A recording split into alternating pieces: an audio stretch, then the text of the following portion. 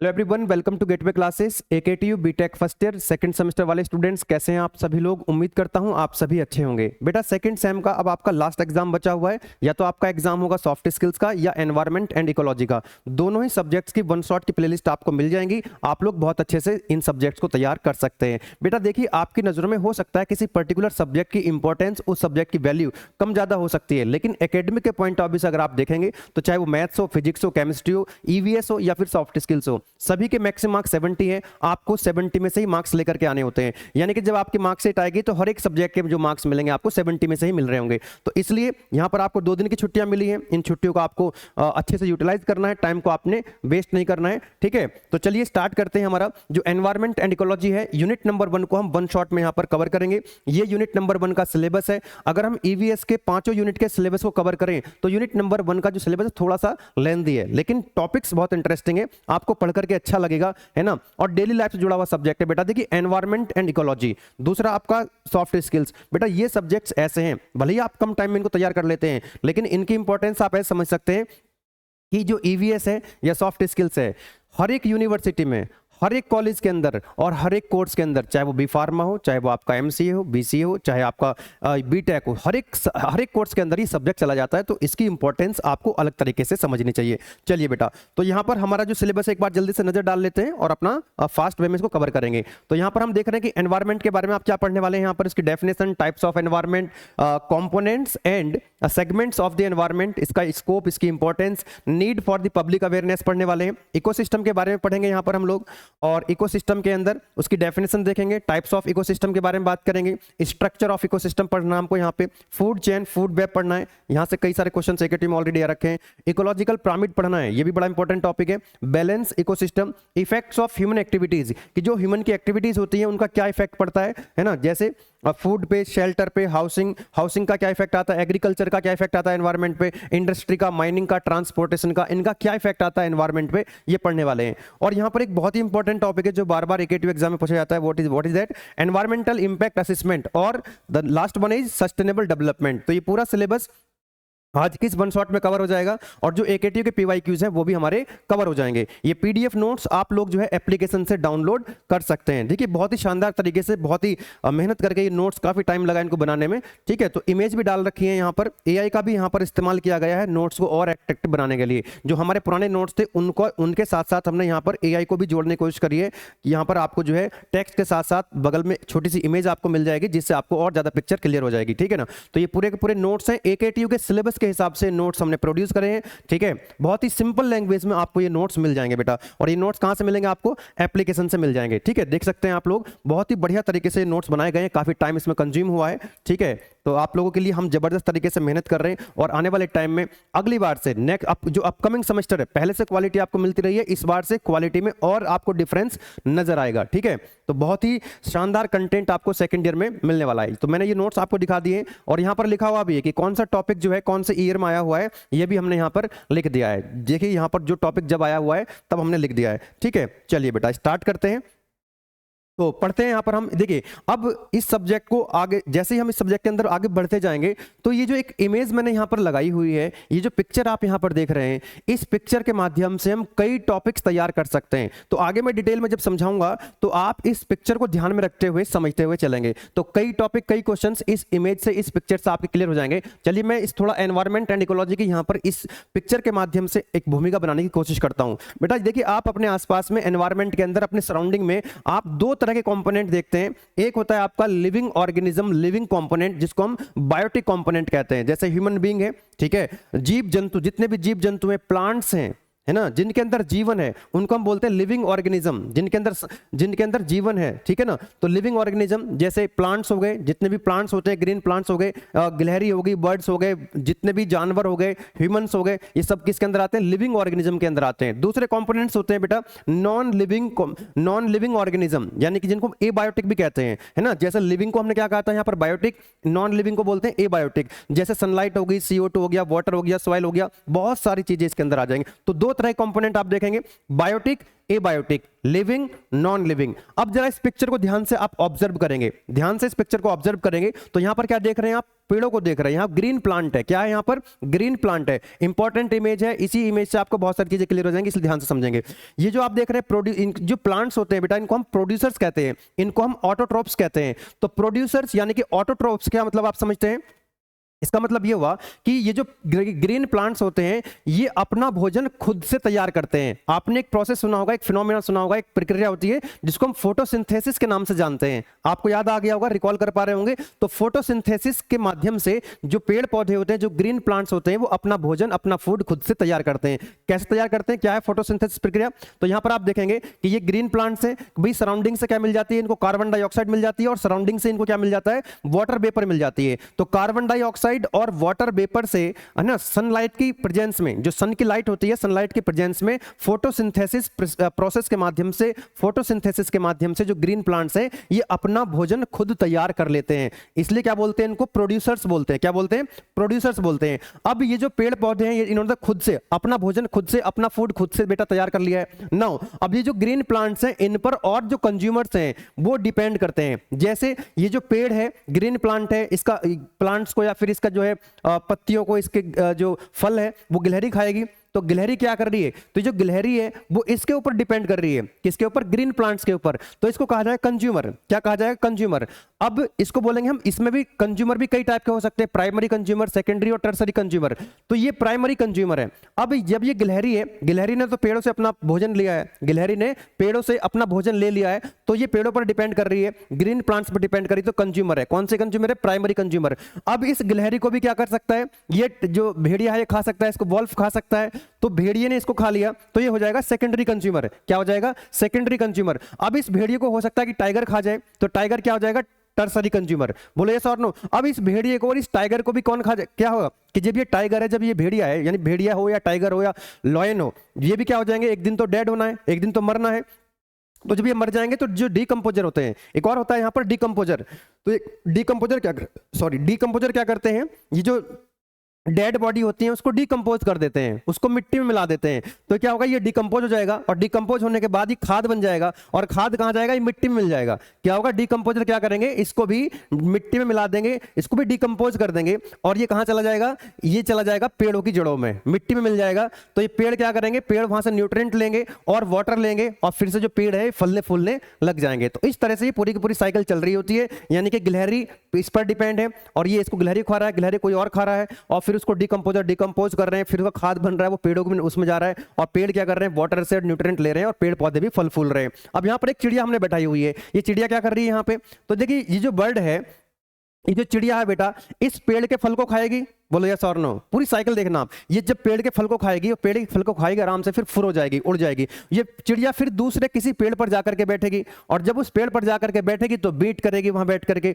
और जब बीट करेगी तो जो फल खाया था उसका बीज जो है बीट में निकलेगा, और वो कहां जाएगा, मिट्टी में जाएगा। तो मिट्टी में जाएगा तो मिट्टी में से उस बीज से क्या होगा, एक नया पौधा क्रिएट होगा, और फिर से जो है वो पौधा क्या करेगा, ये पौधा क्या करेगा, ये पौधा क्या करेगा, अपना भोजन फिर खुद से अपना भोजन बनाएगा, और यहाँ पर ऑक्सीजन देगा, है ना, ऑक्सीजन देगा, और जो कंज्यूमर्स है उस पर डिपेंड करेंगे। तो कहीं ना कहीं जो चिड़िया है ना, जो वर्ड है, जो चिड़िया भी है, ये भी क्या कर रही है, एक एनवायरनमेंट को, एक हेल्दी एनवायरनमेंट प्रोड्यूस करने के। लेकिन आजकल जो चिड़िया हैं, बर्ड्स हैं, उनकी कितनी स्पेसीज बची हैं, बहुत कम हो गई हैं। अब से आप कई साल पहले देखेंगे गांव वगैरह में अगर जाते होंगे तो बहुत सारी चिड़िया की वैरायटी आपको मिलती थी, अब जो है धीरे धीरे खत्म होने लग रही है। यही सब कुछ एनवायरनमेंट के अंदर आपको पढ़ना है, ठीक है। तो पेड़ पौधे क्या करते हैं बेटा, ये ऑक्सीजन प्रोवाइड कराते हैं, कार्बन डाइऑक्साइड लेते हैं, ऑक्सीजन प्रोवाइड कराते हैं, और जितने भी कंज्यूमर्स हैं ये पेड़ पौधों पर ही डिपेंड करते हैं। तो एक तरह से यहां पर एनर्जी का ट्रांसफर हो रहा है, अपने आप में एक टॉपिक है एनर्जी का ट्रांसफर, आगे आएगा कि एनर्जी का ट्रांसफर हो रहा है। भाई पेड़ से जो एनर्जी कहां जा रही है, गिलहरी के अंदर, गिलहरी को जो खाएगा उसके अंदर एनर्जी जाएगी। तो इस तरह से एनर्जी का ट्रांसफर होता रहता है, और एनर्जी जो है सराउंडिंग में जो भी कुछ एनर्जी वेस्ट भी होती है पूरे का। अभी हम आगे चल करके देखेंगे कि जो पेड़ों से इसके अंदर एनर्जी आएगी केवल 10% ही जा पाएगी। अब जब ये इसको खाएगा तो इससे इसमें 10% एनर्जी ही जा पाती है, तो बाकी एनर्जी कहां जाती है, 90% एनर्जी सराउंडिंग में वेस्ट हो जाती है, ठीक है। तो वो एनर्जी का भी एक अपने आप में क्वेश्चन उसको पढ़ने वाले हैं, ठीक है। तो ये, और दूसरी चीज यहां पर आप देख रहे हैं कि जो वाटर होता है वो इवापोरेट होता रहता है, वेपोराइज हो जाता है, उसके बाद प्रेसिपिटेशन होता है, बारिश जो है नीचे गिरती है, और फिर जो बारिश नीचे गिरती है तो फिर उससे एग्रीकल्चर, पेड़ पौधे फलते फूलते हैं। तो पूरी की पूरी जो पिक्चर आप यहां पर देख रहे हैं, इसी पिक्चर के माध्यम से हम पूरी यूनिट के अंदर आगे बात करते रहेंगे, ठीक है। चलिए अब थोड़ा सा डिटेल में समझना स्टार्ट करते हैं। अब एक पिक्चर आपके माइंड में जो है क्रिएट हो चुकी है। बेटा पूरी की पूरी साइकिल चलती रहती है, पूरी की पूरी साइकिल ऐसी घूमती रहेगी। नेक्स्ट, तो अब देखेंगे हम सबसे पहले हमारा टॉपिक जो सब्जेक्ट है उसका नाम है एनवायरनमेंट। तो टॉपिक एनवायरनमेंट है क्या बेटा? देखिए, whatever we see in our surrounding is called environment. आप अपने सराउंडिंग में जो कुछ भी देखते हैं, आप अपने सराउंडिंग में देख लीजिए क्या क्या सराउंडिंग में। आप जैसे मेरे सराउंडिंग में क्या है, यहाँ पर एक स्टूडियो है, घर है, देन उसके बाद पूरा एक शहर है, पूरा दुनिया है। तो मतलब कहने का ये, आपके सराउंडिंग में जितने भी पहाड़ हैं, नदियां हैं, तालाब हैं, आपके सराउंडिंग में जो कुछ भी है, whatever you see in your surrounding is called environment, ठीक है। तो वही चीज लिखी गई है। तो whatever we see in our surrounding is called environment. Now environment is surrounding condition that affect the growth, development and survival of the living organism. जैसे कि मैंने आपको अभी यहां पर बताया था कि जो लिविंग ऑर्गेनिज्म होते हैं, इन लिविंग ऑर्गेनिज्म का सर्वाइवल, इनकी ग्रोथ, इनका डेवलपमेंट इनके सराउंडिंग पे डिपेंड करता है, इनके सराउंडिंग पे डिपेंड करता है। देखिए, अगर जो चिड़िया है, पहले सराउंडिंग कंडीशन, इनका एनवायरमेंट पहले अलग हुआ करता था, है ना। तो पहले चिड़िया की जो वेराइटीज गांव गांव में जो है, एक एक गांव में,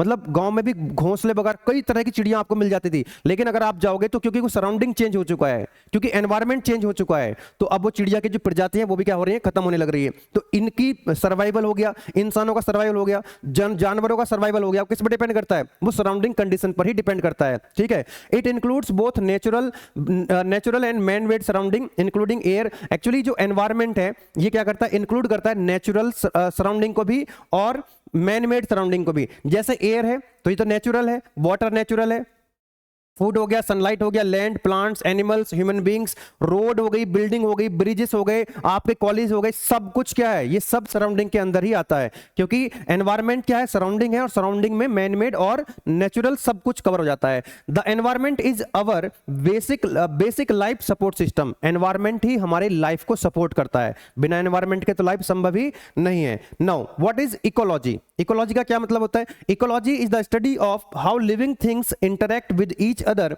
and with their environment. Actually जैसे जितने भी लिविंग ऑर्गेनिज्म हैं, जितने भी मैंने बताया था आपको लिविंग ऑर्गेनिज्म, कि ये आपस में किस तरह से इंटरकनेक्टेड है, आपस में इनमें क्या रिलेशन है। कि जैसे जो ग्रीन प्लांट्स हैं, ग्रीन प्लांट्स पे ये जो गिलहरी है किस तरह से रिलेट कर, किस तरह से इस पर डिपेंडेंट है, ये किस तरह से डिपेंडेंट है, आगे हम पढ़ेंगे इसको। और तो इकोलॉजी का मतलब है कि जितने भी हमारे लिविंग ऑर्गेनिज्म हैं वो एनवायरनमेंट के अंदर किस तरह से इंटरेक्ट करते हैं, ठीक है ना। It is the relationship between plants, animals and their surrounding. जितने भी प्लांट्स हैं, जितने भी एनिमल्स हैं, वो अपने एनवायरनमेंट के अंदर कैसे इंटरेक्ट कर रहे होते हैं, ठीक है। चलिए आगे बढ़ते हैं टाइप्स ऑफ एनवायरनमेंट के बारे में। एक होता है आपका natural environment which is created by nature, जो नेचर से क्रिएट हुआ है। दूसरा होता है एक मैन मेड एनवायरनमेंट, जो इंसान ने, जो मैन ने क्रिएट किया है। जैसे यहां पर जो एयर है, अब ये एयर किसी इंसान ने थोड़ी ना बनाई है ना। वाटर है, ये तो नेचुरल है ना, बाय नेचर क्रिएट हुआ है। सॉइल हो गया, लैंड हो गई, फॉरेस्ट हो गए, वाइल्ड लाइफ होगी। So these are the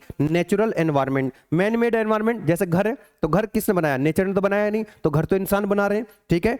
energy source, जैसे हाइड्रो होगी, थर्मल एनर्जी होगी, न्यूक्लियर, एटॉमिक बम, ये कौन बना रहा है? एटॉमिक एनर्जी, एटॉमिक बम कौन बना रहा है? मिसाइल कौन बना रहा है ना। युद्ध कौन कर रहा है? ये सब इंसानों के द्वारा कुराफात करी गई है। ट्रांसपोर्टेशन हो गया, एग्रीकल्चर है। अब एग्रीकल्चर क्या है भाई? लैंड तो मिली है नेचर के द्वारा, लेकिन उसमें खेती कौन कर रहा है? इंसान खेती कर रहा है, तो एग्रीकल्चर हो गया। टेक्नोलॉजी है, एआई किसने बनाया? टेक्नोलॉजी कौन डेवलप कर रहा है? तो इंसान क्रिएट कर रहे हैं, तो ये मैन मेड है, ठीक है। तो दो तरह के हो जाएंगे environment, natural environment, man made environment. आगे बढ़ते हैं, कंपोनेंट्स ऑफ एनवायरमेंट। एक होगा आपका नेचुरल एनवायरनमेंट, दूसरा आपका ह्यूमन एनवायरनमेंट, जो मैंने आपको अभी बताया था, ठीक है। जो मैंने अभी आपको बताया था नेचुरल और ह्यूमन एनवायरनमेंट। तो ह्यूमन एनवायरनमेंट के अंदर तो ये आ जाएगा जितनी भी एक्टिविटीज हैं, क्रिएशंस है ना, एआई जो बनाया गया है, जितने भी आपके ह्यूमन के द्वारा चीजें बनाई गई हैं वो सब ह्यूमन के अंदर आ जाएंगे। इंपॉर्टेंट है ये वाला, इंपॉर्टेंट है ये वाला, है ना, कि नेचुरल एनवायरनमेंट के अंदर भी दो चीजें आएंगी, एक को आएगी बायोटिक, दूसरी एबायोटिक। बायोटिक का मतलब जिनके अंदर जीवन है, living organism, the world of the living organism, जैसे प्लांट्स हो गए, जितने भी प्लांट्स हैं, जितने भी एनिमल्स हैं, वो इसके अंदर आ जाएंगे बायोटिक लिविंग, बायोटिक कंपोनेंट्स के अंदर। एबायोटिक के अंदर कितना, the world of the non living element, जैसे एयर है तो नेचर के द्वारा क्रिएट करेंगे, जैसे एयर है, वाटर है, सॉइल है, लैंड है, ठीक है, तो ये किसके अंदर आ जाएंगे, एबायोटिक।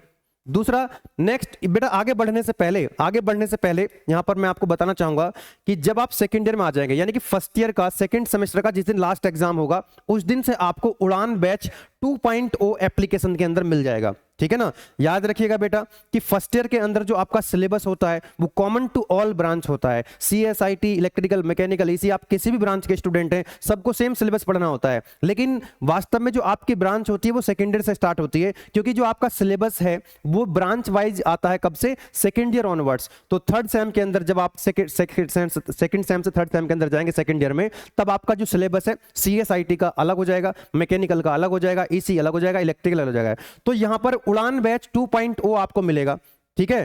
तो CSIT अगर मैं बात, बेटा देखो एक सब्जेक्ट आपका मैथमेटिक्स 4, क्योंकि मैथ्स 1 और मैथ्स 2 तो आप पढ़ चुके हो फर्स्ट ईयर में, देन मैथमेटिक्स 4 आप पढ़ेंगे सेकंड ईयर में, सभी ब्रांच के स्टूडेंट्स पढ़ेंगे, चाहे आप थर्ड सेम के अंदर पढ़ें या फोर्थ सेम के अंदर पढ़ें, सब ब्रांच के सेकंड ईयर के अंदर सबको पढ़ना होता है मैथमेटिक्स। कौन पढ़ाएंगे आपको, गुलशन सर पढ़ाएंगे। नया कंटेंट आपको मिलेगा, शानदार कंटेंट आपको मिलने वाला है। जो CSIT की ब्रांच है, CS हो, IT हो, या उसकी अलाइड ब्रांच है, AI है, ML है, तो उसमें एक और सब्जेक्ट चलता है that is related to mathematics, that is discrete mathematics, DSTL, वो भी गुलशन सर आपको पढ़ाएंगे। पूरा कंटेंट आपको नया मिलेगा, यानी कि जो ओल्ड यूनिट्स होंगी वो तो मिलेंगे, इसमें नया कंटेंट भी आपको, बेहतरीन कंटेंट मिलने वाला है।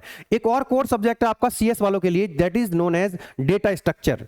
तो डेटा स्ट्रक्चर आपको डॉक्टर निधि पारा सर मैम पढ़ाएंगे, बहुत शानदार सब्जेक्ट है, मजा आएगा आपको पढ़ करके, ठीक है। और एक COA, computer organisation and architecture, वो भी आपको निधि मैम पढ़ाएंगी। तो बहुत बढ़िया टीचर आपको मिलने वाले हैं। इसी तरह से मैकेनिकल के अंदर आपको जो है सब्जेक्ट, कोर सब्जेक्ट पढ़ेंगे, वो मैं पढ़ाऊंगा आपको, और टीचर पढ़ाएंगे। मतलब आपको इसी के अंदर, इलेक्ट्रिकल के अंदर, आपको अलग अलग टीचर्स पढ़ा रहे होंगे, लेकिन मैथमेटिक्स 4 जो है हर एक ब्रांच के अंदर चलेगा, CSIT, इलेक्ट्रिकल, मैकेनिकल, इसी वो गुलशन सर ही आपको पढ़ाएंगे।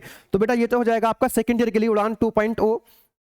जो स्टूडेंट्स नए आ रहे हैं, हम आपसे अपील करेंगे, जो आपके कलीग्स हैं, जो आपके जो आपसे जो नए एडमिशन अभी होंगे, क्योंकि हम ज़्यादा मार्केटिंग तो कर नहीं पाते, हमारे तो जो स्टूडेंट्स होते हैं, देखिए आपको भी जब आप फर्स्ट ईयर में आए होंगे ना, तो आपको भी किसने बताया होगा, आपको भी आपके सीनियर ने बताया होगा, second year, third year, fourth year वाले स्टूडेंट्स ने।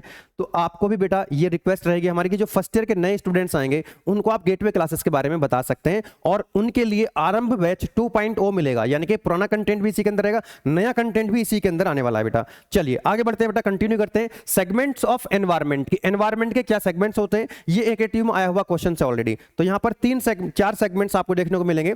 The environment consist of the various segments such as lithosphere, एक होता है इसमें लिथोस्फीयर, दूसरा हाइड्रोस्फीयर, तीसरा होता है एटमॉस्फेयर, और एक होता है इसके अंदर बायोस्फीयर। तो आप यहां पर देख सकते हैं, ये लिथोस्फीयर हो गया, एक हो गया यहां पर एटमॉस्फेयर, और ये हो गया यहां पर हाइड्रोस्फीयर। और लिथोस्फीयर, हाइड्रोस्फीयर, एटमॉस्फेयर का ऐसा कॉमन पोर्शन होता है जहां पर लाइफ एग्जिस्ट करती है, उसको हम बोलते हैं biosphere.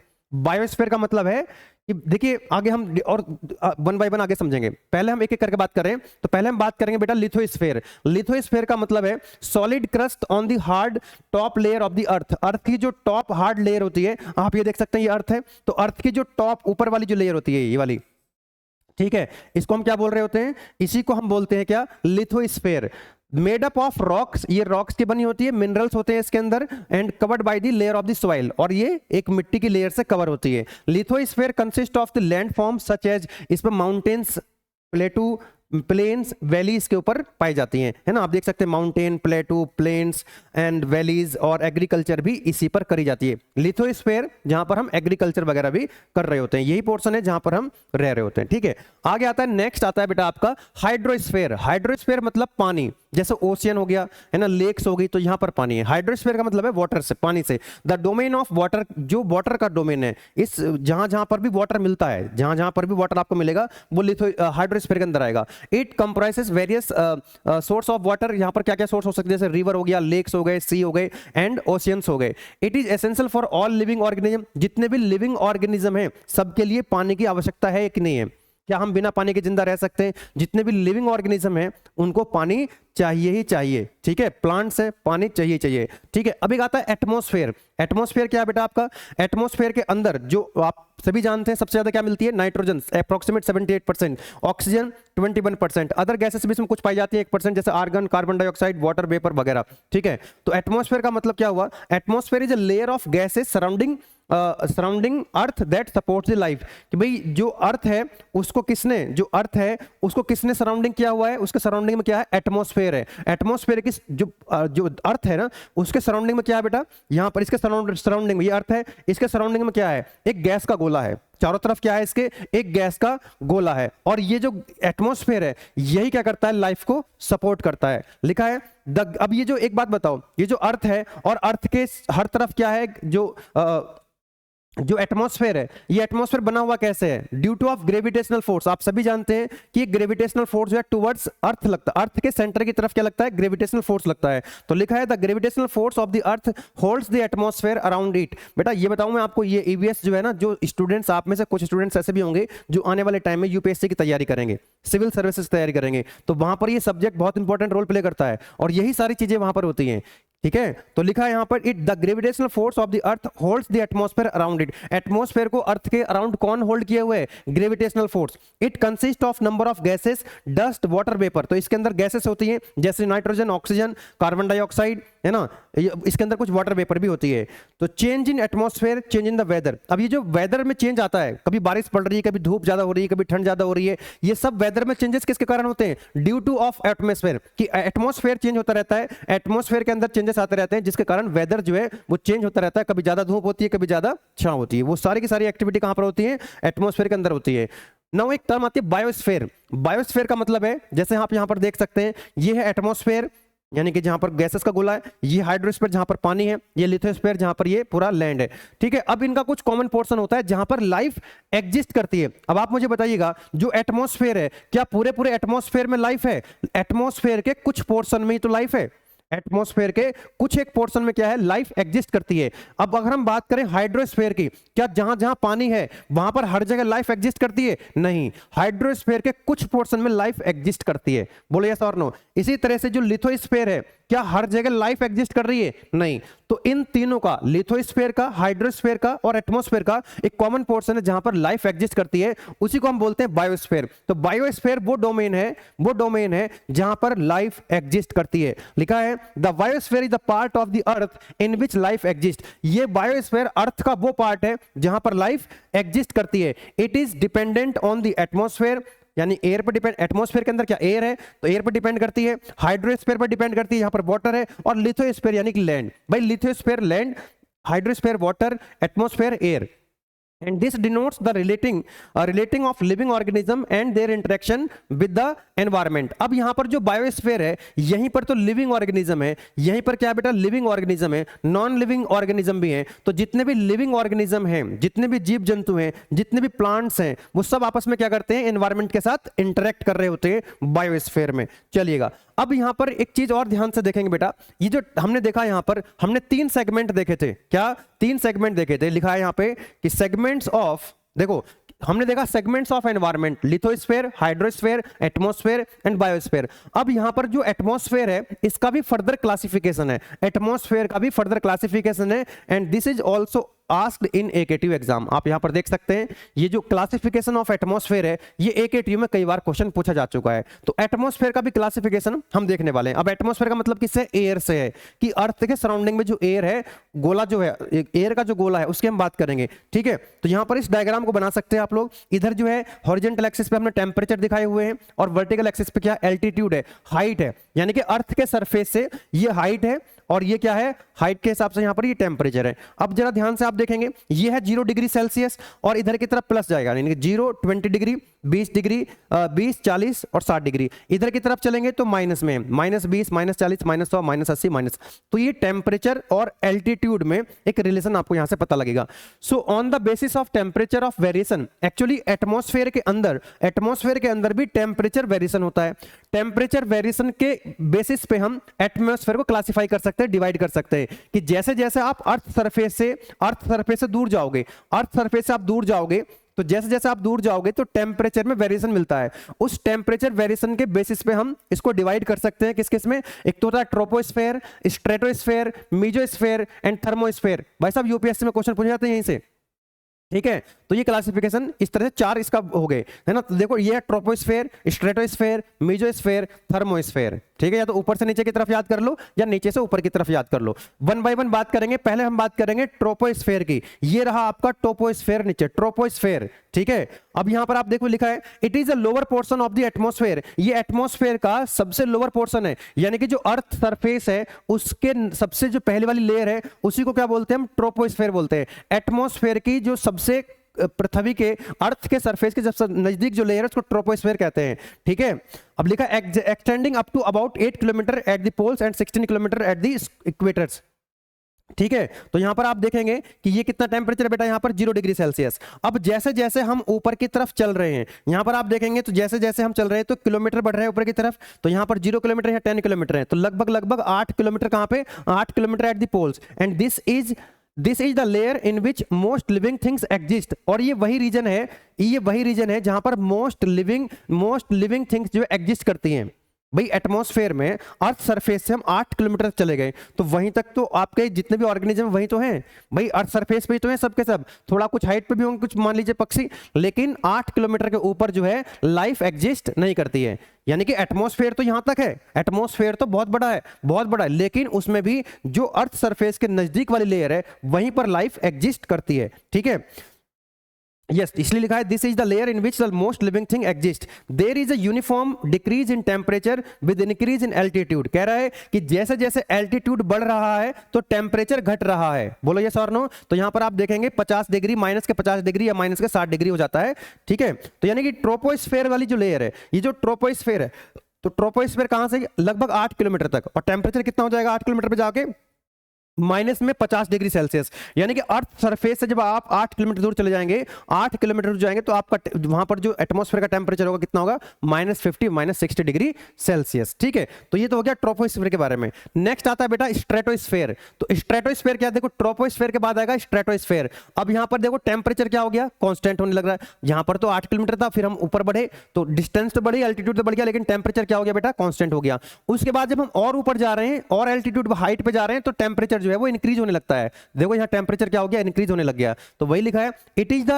Is above the troposphere. ये ट्रोपोस्फेयर वाली लेयर है where the temperature is nearly constant, जहां पर टेम्परेचर पहले कांस्टेंट होगा अप टू 20 किलोमीटर, लगभग 20 किलोमीटर तक। यहां आ गया 20 किलोमीटर, तो यहां पर 8 देंगे, 8 किलोमीटर से 20 किलोमीटर तक लाइन कैसी होगी, वर्टिकल, यानी कि टेम्परेचर कितना हो गया यहां पर, कांस्टेंट हो गया।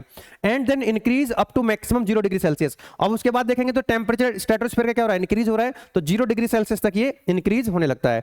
इट कंटेन्स, अब ये देखिए ये जो लेयर है बेटा इंपॉर्टेंट टॉपिक है, मतलब इंपॉर्टेंट यहां पर एक क्वेश्चन बन सकता है आपका। ये जो स्ट्रेटोस्फेयर है, इसी के अंदर ओजोन लेयर पाई जाती है। क्या ओजोन लेयर का नाम सबने सुना है, तो it contains ozone layer which act as a protective layer for living organism because it absorb harmful ultraviolet rays radiation coming from the sun. कि भाई ये जो स्ट्रेटोस्फेयर है इसी के अंदर पाई जाती है ओजोन लेयर। ओजोन लेयर क्या करती है, जो सन से हार्मफुल रेडिएशन आती है उनको एब्जॉर्ब कर लेती है और अर्थ तक नहीं पहुंचने देती है। जो लिविंग ऑर्गेनिज्म है, जितने भी जीव जंतु हैं, पेड़ पौधे हैं, जितने भी ह्यूमन बीइंग्स हैं, उनको क्या करती है, अल्ट्रावायलेट हार्मफुल रेज से बचाती है। तो बेटा 2 नंबर में क्वेश्चन पूछ सकता है आपसे, या फिर अगर किसी भी कॉम्पिटिटिव एग्जाम की तैयारी करेंगे लाइक यूपीएससी, तो वहां पर ये बड़ा इंपॉर्टेंट है कि जो ओजोन लेयर है वो कहां पे पाई जाती है, वो ट्रोपोस्फेयर में, स्ट्रेटोस्फेयर में कि मेसोस्फेयर में। तो स्ट्रेटोस्फेयर में पाई जाती है क्या, ओजोन लेयर, ठीक है। चलिएगा, तो अब नेक्स्ट आता है बेटा, इसीलिए क्योंकि स्ट्रेटोस्फेयर में ओजोन लेयर पाई जाती है, इसलिए हम स्ट्रेटोस्फेयर को ओजोन स्फेयर भी कहते हैं। ओजोन स्फेयर भी कहते हैं किसको, स्ट्रेटोस्फेयर को। तीसरा जो है यहां पर वो है मेसोस्फेयर। तो यहां पर आप देख सकते हैं जो स्ट्रेटोस्फेयर है इसके ऊपर क्या आ जाएगा, मेसोस्फेयर आ जाएगा। तो इसमें भी क्या होगा, पहले टेम्परेचर थोड़ा सा कांस्टेंट रहेगा, उसके बाद फिर से टेम्परेचर डिक्रीज करने लग जाएगा। जैसे जैसे हम ऊपर की तरफ बढ़ रहे हैं, हाइट बढ़ती जा रही है, तो क्या हो रहा है कि टेम्परेचर फिर से डिक्रीज होने लग रहा है। तो लिखा है the mesosphere lies between the thermosphere and stratosphere, यानी कि थर्मोस्फीयर ऊपर ये है और नीचे स्ट्रेटोस्फीयर है। तो थर्मोस्फीयर और स्ट्रेटोस्फीयर के बीच में कौन लाई करता है? मेसोस्फीयर। और यहाँ पर टेम्परेचर क्या हो रहा था बेटा? डिक्रीज हो रहा है। टेम्परेचर क्या हो रहा है? डिक्रीज हो रहा है। मेसो का मतलब होता है मिडिल, तो ये किसके मिडिल में है? ये थर्मोस्फीयर और स्ट्रेटोस्फीयर के मिडिल में है, ठीक है। इन this layer the temperature decrease, तो देख सकते हैं टेम्परेचर क्या हो रहा है? डिक्रीज हो रहा है। 80 किलोमीटर तक जाते जाते माइनस के 75 डिग्री सेल्सियस हो जाएगा, ठीक है। चलो आगे बढ़ते हैं। नेक्स्ट आता है क्या? थर्मोस्फीयर। कौन सा? थर्मोस्फीयर। तो थर्मोस्फीयर ये रहा, थर्मोस्फीयर ये रहा। तो the thermosphere lies between the exosphere and mesosphere. Actually यहां पर है मेसोस्फीयर, एक और होता है जिसको हम एक्सोस्फीयर बोलते हैं। यहाँ पे क्या बोलते हैं उसको? एक्सोस्फीयर बोलते हैं, ठीक है। क्या बोलते हैं उसको? एक्सोस्फीयर बोलते हैं। तो एक्सोस्फीयर और मेसोस्फीयर के बीच में क्या होता है? थर्मोस्फीयर होता है। थर्मो का मतलब होता है हीट से, है ना। थर्मो का मतलब होता है हीट से। And the temperature in this layer again rise to a very high value approach, you know. देखो आप देख सकते हैं कि जैसे ये जो थर्मोस्फीयर की बात हो रही है तो टेम्परेचर क्या होने लग रहा है? इंक्रीज होने लग रहा है। और देखो ये इंक्रीज हो गया है, यानी कि 2000 डिग्री सेल्सियस तक पहुंच जाएगा 500 किलोमीटर तक। और मतलब, और ये 120 किलोमीटर दिखा रखा है यहाँ पे, तो 120 किलोमीटर पे कितना हो गया? 2000 डिग्री सेल्सियस। ये 500 किलोमीटर पे और भी ज्यादा हो जाएगा, मतलब टेम्परेचर और भी ज्यादा हो जाएगा। अब आप समझ सकते हैं कि जब थर्मोस्फीयर में टेम्परेचर कितना हो रहा है? थर्मोस्फीयर में टेम्परेचर जा रहा है कितना? ये जा रहा है आपका 2000 डिग्री सेल्सियस। कितना? 2000 डिग्री सेल्सियस। और ऊपर जाएंगे तो और भी ज्यादा टेम्परेचर बढ़ता ही चला जाएगा। तो आप समझ सकते हैं कि 2000 डिग्री सेल्सियस की आप कल्पना कर सकते हैं। चलो आगे बढ़ सकते हैं। अब नेक्स्ट आता है, एक और आता है, जैसे मैंने बताया एक्सोस्फीयर। एक्सोस्फीयर, एक्सो का मतलब होता है बिल्कुल आउटसाइड, जो बिल्कुल बाहर वाली जो लेयर है उसको हम बोलेंगे exosphere. Exosphere is the outmost layer of the earth atmosphere, कि जो हमारा अर्थ का एटमॉस्फेयर है उसकी जो आउटर मोस्ट लेयर है, सबसे बाहर वाली लेयर, उसको बोलते हैं exosphere. It starts at the altitude, ये 500 किलोमीटर पे स्टार्ट होगा, है ना। 500 किलोमीटर तक तो क्या होगा? 500 किलोमीटर तक तो थर्मोस्फीयर ही चलेगा। 500 किलोमीटर के बाद क्या होगा? वहां पर स्टार्ट हो जाएगा क्या आपका? 10 किलोमीटर तक जाएगा, 10,000 किलोमीटर तक जाएगा। 500 किलोमीटर से 10,000 किलोमीटर तक क्या कहलाएगा? आपका कहलाएगा you know exosphere. Important point देखिएगा, the exosphere is largely composed of light gases such as hydrogen, carbon dioxide, atomic oxygen and helium. कहने का मतलब ये है कि यहां पर आपने देखा ये वाली जो पॉइंट था, यस, ये जो मेसोस्फीयर था, यहां पर जो गैसेस थी वो मिक्स थी, सारी की सारी गैसेस कैसे थी? वो मिक्स थी। लेकिन एक्सोस्फीयर में जाकर के ये जो गैसेस है वो अलग अलग हो जाती हैं, ये मिक्स नहीं रह पाती हैं, ठीक है। चलो आगे बढ़ते हैं। तो ये मैंने आपको बता दिया यहाँ पर क्लासिफिकेशन ऑफ एटमॉस्फेयर। और इसको याद कैसे रखेंगे? याद कैसे रख सकते हैं बेटा? इसको याद ऐसे रख सकते हैं, क्योंकि जब आप मैकेनिकल ब्रांच वाले जो स्टूडेंट्स हैं, जब आप सेकेंड ईयर में आएंगे, तो आपको एमएसटी सर पढ़ाएंगे क्या? थर्मोडायनामिक्स, है ना। एमएसटी सर क्या पढ़ाते हैं? थर्मोडायनामिक्स। तो देखो ऊपर रखेंगे हम थर्मोस, ऊपर से स्टार्ट करेंगे। ये हो गया थर्मोडायनामिक्स। कौन पढ़ाता है? थर्मोडायनामिक्स पढ़ाते हैं एमएसटी सर। तो थर्मोस हो जाएगा थर्मोस्फेयर, एम से हो जाएगा मेसोस्फेयर, और एस से हो जाएगा स्ट्रेटोस्फेयर, और टी से हो जाएगा ट्रोपोस्फेयर, है ना। तो थर्मोडायनामिक्स कौन पढ़ाएंगे? MST sir. तो उससे आप याद रख सकते हैं, ठीक है। या फिर और कोई याद अगर आपको हो गया तो कोई दिक्कत ही नहीं है। आगे चलते हैं। नेक्स्ट आता है बेटा आपका scope and importance of environment, कि एनवायरनमेंट का स्कोप, उसकी इंपॉर्टेंस क्या है। तो पहला तो ecological balance, maintenance of equilibrium between the living organism and their environment, कि जितने भी लिविंग ऑर्गेनिज्म हैं वो एनवायरनमेंट के अंदर किस तरह से इंटरेक्ट कर रहे हैं, उनका एक बैलेंस बना रहे। दूसरा, ह्यूमन की जो हेल्थ है एनवायरनमेंट पे ही डिपेंड करेगी, ठीक है। इकोनॉमिक इंपॉर्टेंस भी एनवायरनमेंट पे डिपेंड करेगी, क्योंकि यूनिट नंबर 2 में आप पढ़ेंगे कि एनवायरनमेंट से हमको मिलता क्या क्या है। हमको सब कुछ तो एनवायरनमेंट से मिल रहा है ना। जितने भी मिनरल्स हैं, जितने भी आपका जो अभी पूरी दुनिया की लड़ाई चल रही है, और तेल पे लड़ाई चल रही है ना, गैस पे लड़ाई चल रही है, ऑयल पे लड़ाई चल रही है, तो ये कहाँ से आ रही है? ये भाई एनवायरनमेंट से तो आ रही है, जितने मिनरल्स हैं, ठीक है। तो अब वहीं से इकोनॉमी जनरेट होती है। अभी आपका डीजल और पेट्रोल मिलना बंद हो जाए, पूरा ट्रांसपोर्टेशन ठप हो जाएगा, जितने भी बिजनेस चल रहे हैं सबके ठप हो जाएंगे। तो इसलिए जो है इकोनॉमिक इंपॉर्टेंस ही बहुत ज्यादा है इसकी।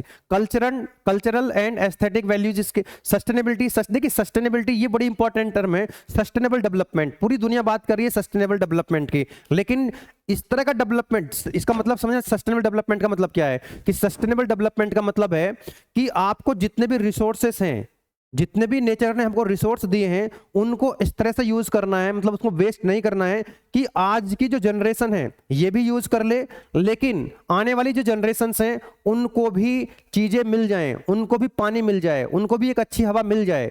तो पानी को वेस्ट नहीं करना, एयर खराब नहीं करना है, पॉल्यूशन नहीं फैलाना है। तो सस्टेनेबल डेवलपमेंट का मतलब यही हुआ कि जितने भी इंडस्ट्री, जितने भी कुछ भी हम काम कर रहे हैं, जितने भी एग्रीकल्चर कर रहे हैं, ट्रांसपोर्टेशन, कुछ भी एक्टिविटी कर रहा है, इंसान अगर कोई भी एक्टिविटी कर रहा है तो उसमें रिसोर्सेस क्या हो रहे हैं, कंज्यूम हो रहे हैं। तो उसको इस तरह से हमको यूज करना है, इस तरह से हमको अपना डेवलपमेंट करना है कि आने वाली जनरेशन के पास भी कुछ बच जाए, कि वो भी जिंदा रह सके, वो भी एक लाइफ एग्जिस्ट हो सके। ठीक है, चलिए आगे और पढ़ेंगे डिटेल में इसको। सस्टेनेबल डेवलपमेंट के ऊपर पूरा क्वेश्चन है। Need for the public awareness, public awareness जरूरी है ना। तो एनवायरनमेंट की जो एजुकेशन है वो पब्लिक तक पहुंचाई जाए, पब्लिक को जागरूक किया जाए। सस्टेनेबल प्रैक्टिसेस जो मैंने अभी बताया आपको, जितने भी रिसोर्सेस हैं उनको इस तरह से यूटिलाइज करना है कि आने वाली जनरेशन के पास भी कुछ बच जाए। ठीक है, ग्लोबल कोऑपरेशन, इंटरनेशनल बहुत सारे, जैसे पेरिस एग्रीमेंट हुआ था, एक्चुअली जितने भी आप देखते हैं ना, मोदी जी आज वहां गए, आज वहां गए, इस कंट्री का प्रेसिडेंट वहां गया, प्रधानमंत्री वहां गया, तो बहुत सारे एग्रीमेंट होते रहते हैं, है ना। वो एग्रीमेंट अलग अलग हवाई जहाज को लेकर के हो सकते हैं, फाइटर प्लेन को लेकर के हो सकते हैं, वो अलग अलग तरीके के एग्रीमेंट होते हैं, मिसाइल के लेकर के हो सकते हैं, एनवायरमेंट के लिए भी बहुत सारे एग्रीमेंट होते हैं। तो उसमें से पेरिस एग्रीमेंट का एक एग्जांपल आप देख सकते हैं। इंडिविजुअल एक्शंस, अपने पर्सनल लेवल पे भी क्या करना है, जो मतलब जैसे मान ली आप खुद के भी बात कर सकते हैं, जैसे हाउस होल्ड में, है ना, जो वेस्ट जनरेट होता है, वेस्ट कम से कम चीजों करना है। अगर कुछ चीजें रिसाइकिल हो सकती हैं तो उसको रिसाइकिल करना है, मतलब हर एक लेवल पे करना पड़ेगा, तब जाकर के सस्टेनेबल डेवलपमेंट हो पाएगा। Now the next is ecosystem. ये इकोसिस्टम क्या है बेटा, देखो ध्यान से सुनो। The system resulting from integration of all living and non-living factors of the environment। तो मैंने आपको शुरुआत में बताया था पहली वाली स्लाइड में कि जितने भी लिविंग ऑर्गेनिज्म होते हैं और नॉन लिविंग ऑर्गेनिज्म होते हैं वो सब क्या करते हैं, आपस में इंटरेक्ट करते हैं, आपस में रिलेशन होता है। ठीक है ना, तो वो क्या बनता है, उनको सबको मिलाकर क्या बनता है, एक इकोसिस्टम बनता है। क्या बनता है, एक इकोसिस्टम बनता है।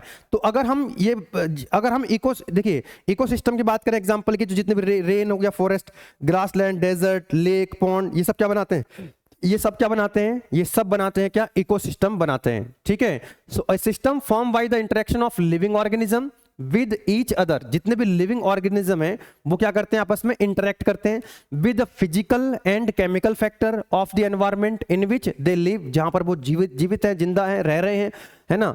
All are all linked by the transfer of energy and material. मैंने जो बताया था आपको कि भाई गिलहरी है, गिलहरी पेड़ों से क्या ले रही है, फूल पत्ती ले रही है, फल ले रही है वहां से। गिलहरी पर तो गिलहरी पत्तों पर डिपेंड होगी, पेड़ों पर डिपेंड होगी। देन उसके बाद जो वॉल्फ है उसको वो खा ले रहा है तो वो उस पर डिपेंड हो गया। वॉल्फ को टाइगर खा ले रहा है तो वो उस पर डिपेंड हो गया। तो वो एक दूसरे को जब खा रहे हैं तो क्या हो रही है, एनर्जी का ट्रांसफर हो रहा है, मटेरियल का ट्रांसफर हो रहा है। तो जितने भी लिविंग ऑर्गेनिज्म है, जितने भी नॉन लिविंग ऑर्गेनिज्म है, ये आपस में किस तरह से इंटरेक्ट करते हैं कि एनर्जी का ट्रांसफर होता है, मटेरियल का ट्रांसफर होता है। ठीक है, उसी को हम बोलते हैं इकोसिस्टम। ठीक, now what is ecology. Ecology का क्या मतलब है, अगर एक लाइन में आपको बताना हो इकोलॉजी क्या है, तो ये इज स्टडी ऑफ इकोसिस्टम। कि इकोसिस्टम, ये देखिए इकोलॉजी साइंस की वो ब्रांच है, इकोलॉजी साइंस की वो ब्रांच है जिसमें हम इकोसिस्टम की स्टडी करते हैं, यानी कि जिसमें हम लिविंग नॉन लिविंग ऑर्गेनिज्म पूरा सब कुछ स्टडी करते हैं। That is called the ecology, a branch of science which concern with the inter relationship of organism and their environment.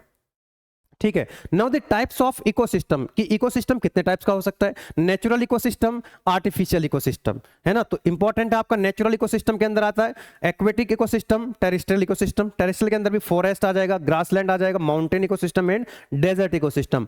Aquatic ecosystem के अंदर आएगा fresh water ecosystem and marine ecosystem. और fresh water के अंदर भी lentic और lotic. ठीक है, थोड़ा सा इसका बेसिक आइडिया लेते हैं, जहां से जनरली क्वेश्चन बहुत कम पूछा था, लेकिन सिलेबस का पार्ट है तो इसलिए डिस्कस करना जरूरी है। ठीक है, तो नेचुरल इकोसिस्टम के अंदर जैसे कि बताया था आपको, टेरेस्ट्रियल हो गया, एक तो आपका फॉरेस्ट हो गया, ग्रासलैंड हो गया, डेजर्ट हो गया, माउंटेन हो गया। एक्वेटिक में आता है आपका, इसके अंदर दो आ जाते हैं, फ्रेश वाटर, दूसरा मेरीन वाटर।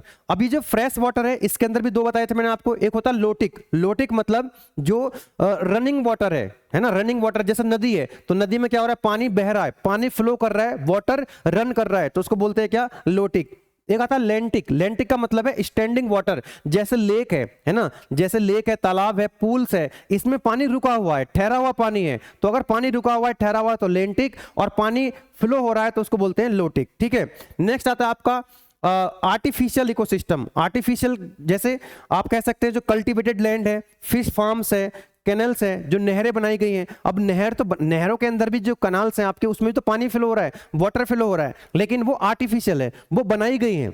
नदी बनाई नहीं जाती है, नदी तो पहले से अपने आप बनी है बाय नेचर, लेकिन जो नहर है वो बनाई गई है, ठीक है ना। तो इसमें आ जाएगा आपका जू है जैसे, तो ये क्या है कि बनाया गया है, इंसानों ने बनाया है इसको। एक्वेरियम हो गया, कल्टीवेटेड लैंड हो गया, फिश फार्म हो गया, कैनाल्स हो गए आपके, ठीक है, गार्डन्स हो गए, इंडस्ट्रियल एंड अर्बन एरियाज हो गए, ये तो सब बनाए गए हैं इंसान के द्वारा, मैन मेड है। चलिएगा तो आगे बढ़ते हैं। देखिए आपको एनवायरमेंट एंड इकोलॉजी की जो मेन हेडिंग्स हैं उनको याद करना है, डायग्राम्स बना के देखने हैं, रटने की जरूरत नहीं है, एक बार आपको समझ लेंगे फिर आप अपने हिसाब से वहां पर लिख के आएंगे, अपने मन से आप लिख के आएंगे, तो हेडिंग्स जो है वो प्रॉपर तरीके से याद कर लीजिएगा।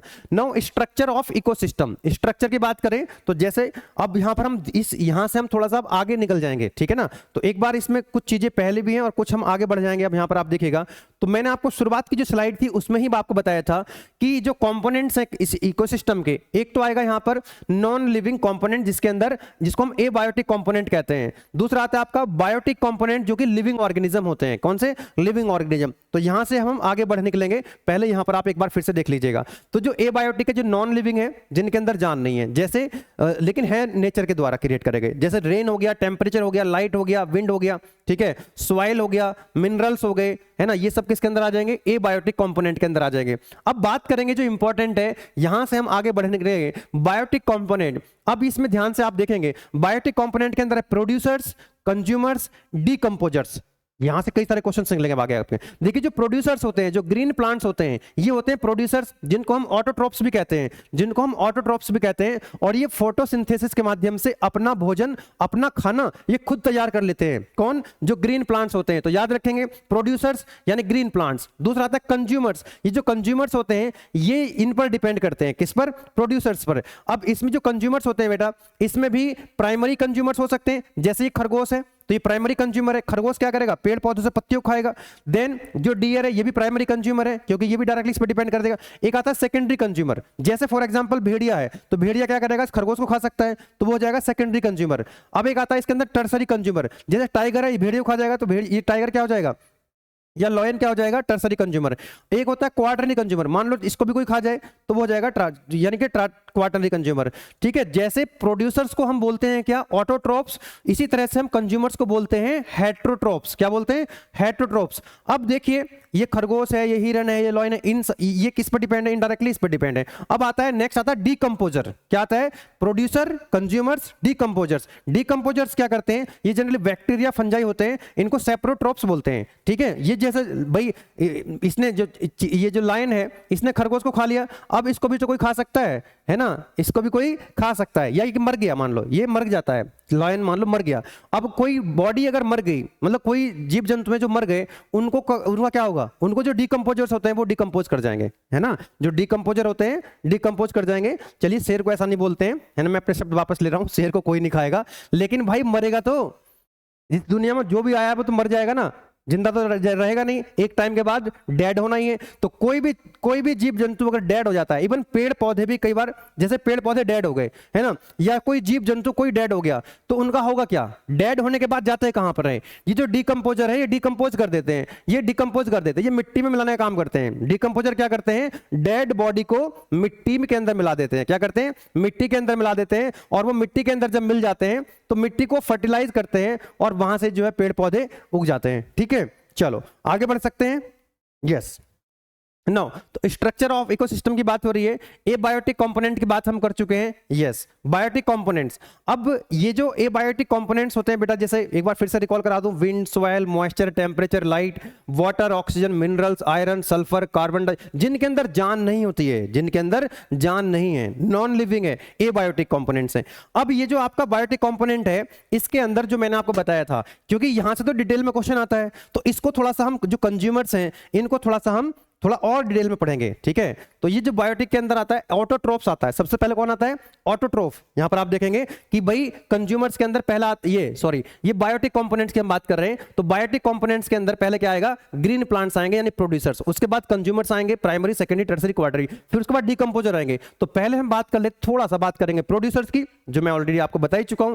ऑटोट्रोफ्स और प्रोड्यूसर्स, क्या बोलेंगे, ऑटोट्रोफ्स और प्रोड्यूसर्स, जो ग्रीन प्लांट्स होते हैं, जो ग्रीन प्लांट्स होते हैं जो अपना खाना खुद से बनाते हैं। लिखा है these are the living components of an ecosystem which can prepare their own food, अपना खाना खुद से बनाते हैं। कैसे बनाते हैं, यहां पर आप देख सकते हैं जो ग्रीन प्लांट्स हैं, ग्रीन प्लांट्स क्या करेंगे बेटा, ये सराउंडिंग से, एनवायरमेंट से कार्बन डाइऑक्साइड लेंगे, वाटर को लेंगे और सनलाइट की प्रेजेंस में फोटोसिंथेसिस के माध्यम से अपना खाना, अपना भोजन खुद से तैयार करेंगे और बाकी वापस कर देंगे आपको, ये वापस देंगे आपको ऑक्सीजन, जो कि हर एक लिविंग ऑर्गेनिज्म को चाहिए ऑक्सीजन। यस, ऑक्सीजन मिल जाएगी। और ये जो ग्रीन प्लांट्स हैं, इसी पर जो कंज्यूमर्स हैं वो डिपेंड होंगे। हम लोग भी क्या करते हैं, पेड़ पौधे खाते हैं। अभी हम समझेंगे जो इंसान है वो तो सब कुछ खा जाते हैं, वो तो जानवरों को भी खा लेंगे, सब कुछ खा लेंगे, आप सब जानते हैं, ठीक है। लेकिन उसमें भी हम जब बात करेंगे ना अभी आगे चल करके, तो कुछ जीव जंतु ऐसे होंगे जो केवल इसको खाएंगे, है ना, केवल पेड़ पौधे खा सकते हैं, साग सब्जी खा सकते हैं।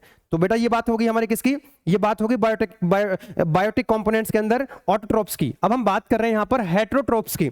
अब ये जो हेटेरोट्रोप्स हैं, जो कंज्यूमर्स हैं, क्या, जैसे कि मैंने आपको बताया था, हेटेरोट्रोप्स जो कंज्यूमर्स होते हैं, एक बार फिर से देखो, यहाँ पे प्रोड्यूसर्स की बात कर ली ऑटोट्रोप्स की, अब कंज्यूमर्स की बात करेंगे यानी हेटेरोट्रोप्स की, बाद में बात करेंगे डिकम्पोजर की, सेप्रोट्रोप्स की।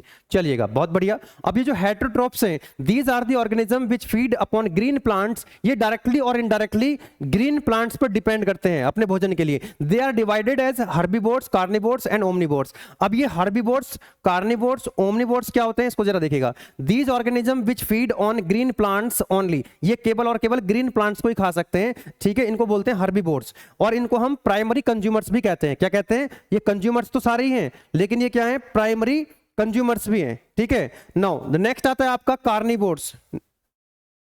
नेक्स्ट आता है कार्निवोर्स, है ना, carnivores, these organism which feed on meat are called carnivores. ये क्या कर सकते हैं, ये क्या करते हैं, केवल और केवल मीट पर ही डिपेंड करते हैं, मांस ही खा सकते हैं, पेड़ पौधे डायरेक्टली नहीं खाते। पेड़ पौधे डायरेक्टली ग्रीन प्लांट्स को डायरेक्टली नहीं खा सकते, जैसे लॉयन हो गया, टाइगर हो गया, तो ये कार्निवोर्स हो गए, मांसाहारी। एक होता है ओमनिवोर्स, है ना। ओमनिवोर्स क्या होते हैं बेटा, ये ग्रीन प्लांट को भी खा सकते हैं और ये मीट को भी खा सकते हैं, ठीक है। ये मीट भी खा सकते हैं, ग्रीन प्लांट भी खा सकते हैं। जैसे एग्जाम्पल के तौर पर आप लिख सकते हैं यहां पर, क्या है ना, जैसे ह्यूमन बीइंग हो गया, डॉग हो गया। भाई जो डॉग है वो ग्रीन प्लांट्स भी खा सकता है, रोटी खा लेता है, ठीक है ना, दूध पी लेता है और मांस भी खा लेता है। लेकिन टाइगर जो है मांस के अलावा कुछ नहीं खाता है। इंसान है, मैन, ये तो सब कुछ खा जाएगा, ठीक है, साग सब्जी भी खाता है, सब कुछ खाता है। तो बेटा ध्यान से देखेंगे फिर से, जो हर्बीवोर्स होते हैं वो केवल ग्रीन प्लांट्स ही खा सकते हैं, वो ग्रीन प्लांट्स पे ही डिपेंड रहेंगे। जैसे काऊ हो गई, बुफेलो हो गई, गोट, डियर, कैमल्स, ये क्या करते हैं, ये सिर्फ और सिर्फ ग्रीन प्लांट्स पर डिपेंड करते हैं। इनको जो हर्बीवोर्स होते हैं शाकाहारी, इनको हम प्राइमरी कंज्यूमर्स भी कहते हैं। अब जो प्राइमरी कंज्यूमर्स को निपटा दे, है ना, वो इनको निपटा देगा कौन, जैसे ये लॉयन है, टाइगर है, वॉल्फ है, ये इनको निपटा सकता है। केवल ये मांस पे डिपेंड करते हैं, मीट पर डिपेंड करते हैं, तो इनको बोलते हैं कार्निवोर्स, जिसको हम सेकेंडरी कंज्यूमर्स भी बोलते हैं, ठीक है। ओमनिवोर्स का मतलब है, ये जो ओमनिवोर्स है, ये जो है और ये जो है, ये इनमें से भी किसी को निपटा सकते हैं और डायरेक्टली जो है ग्रीन प्लांट्स को भी खा सकते हैं, ठीक है। तो ये इसके एग्जाम्पल हो गए। इनको हम बोलते हैं टर्सरी कंज्यूमर्स। क्या बोलते हैं, टर्सरी कंज्यूमर्स, ठीक है। आगे बढ़ सकते हैं। Are you getting my point, क्या आपको समझ में आ रहा है।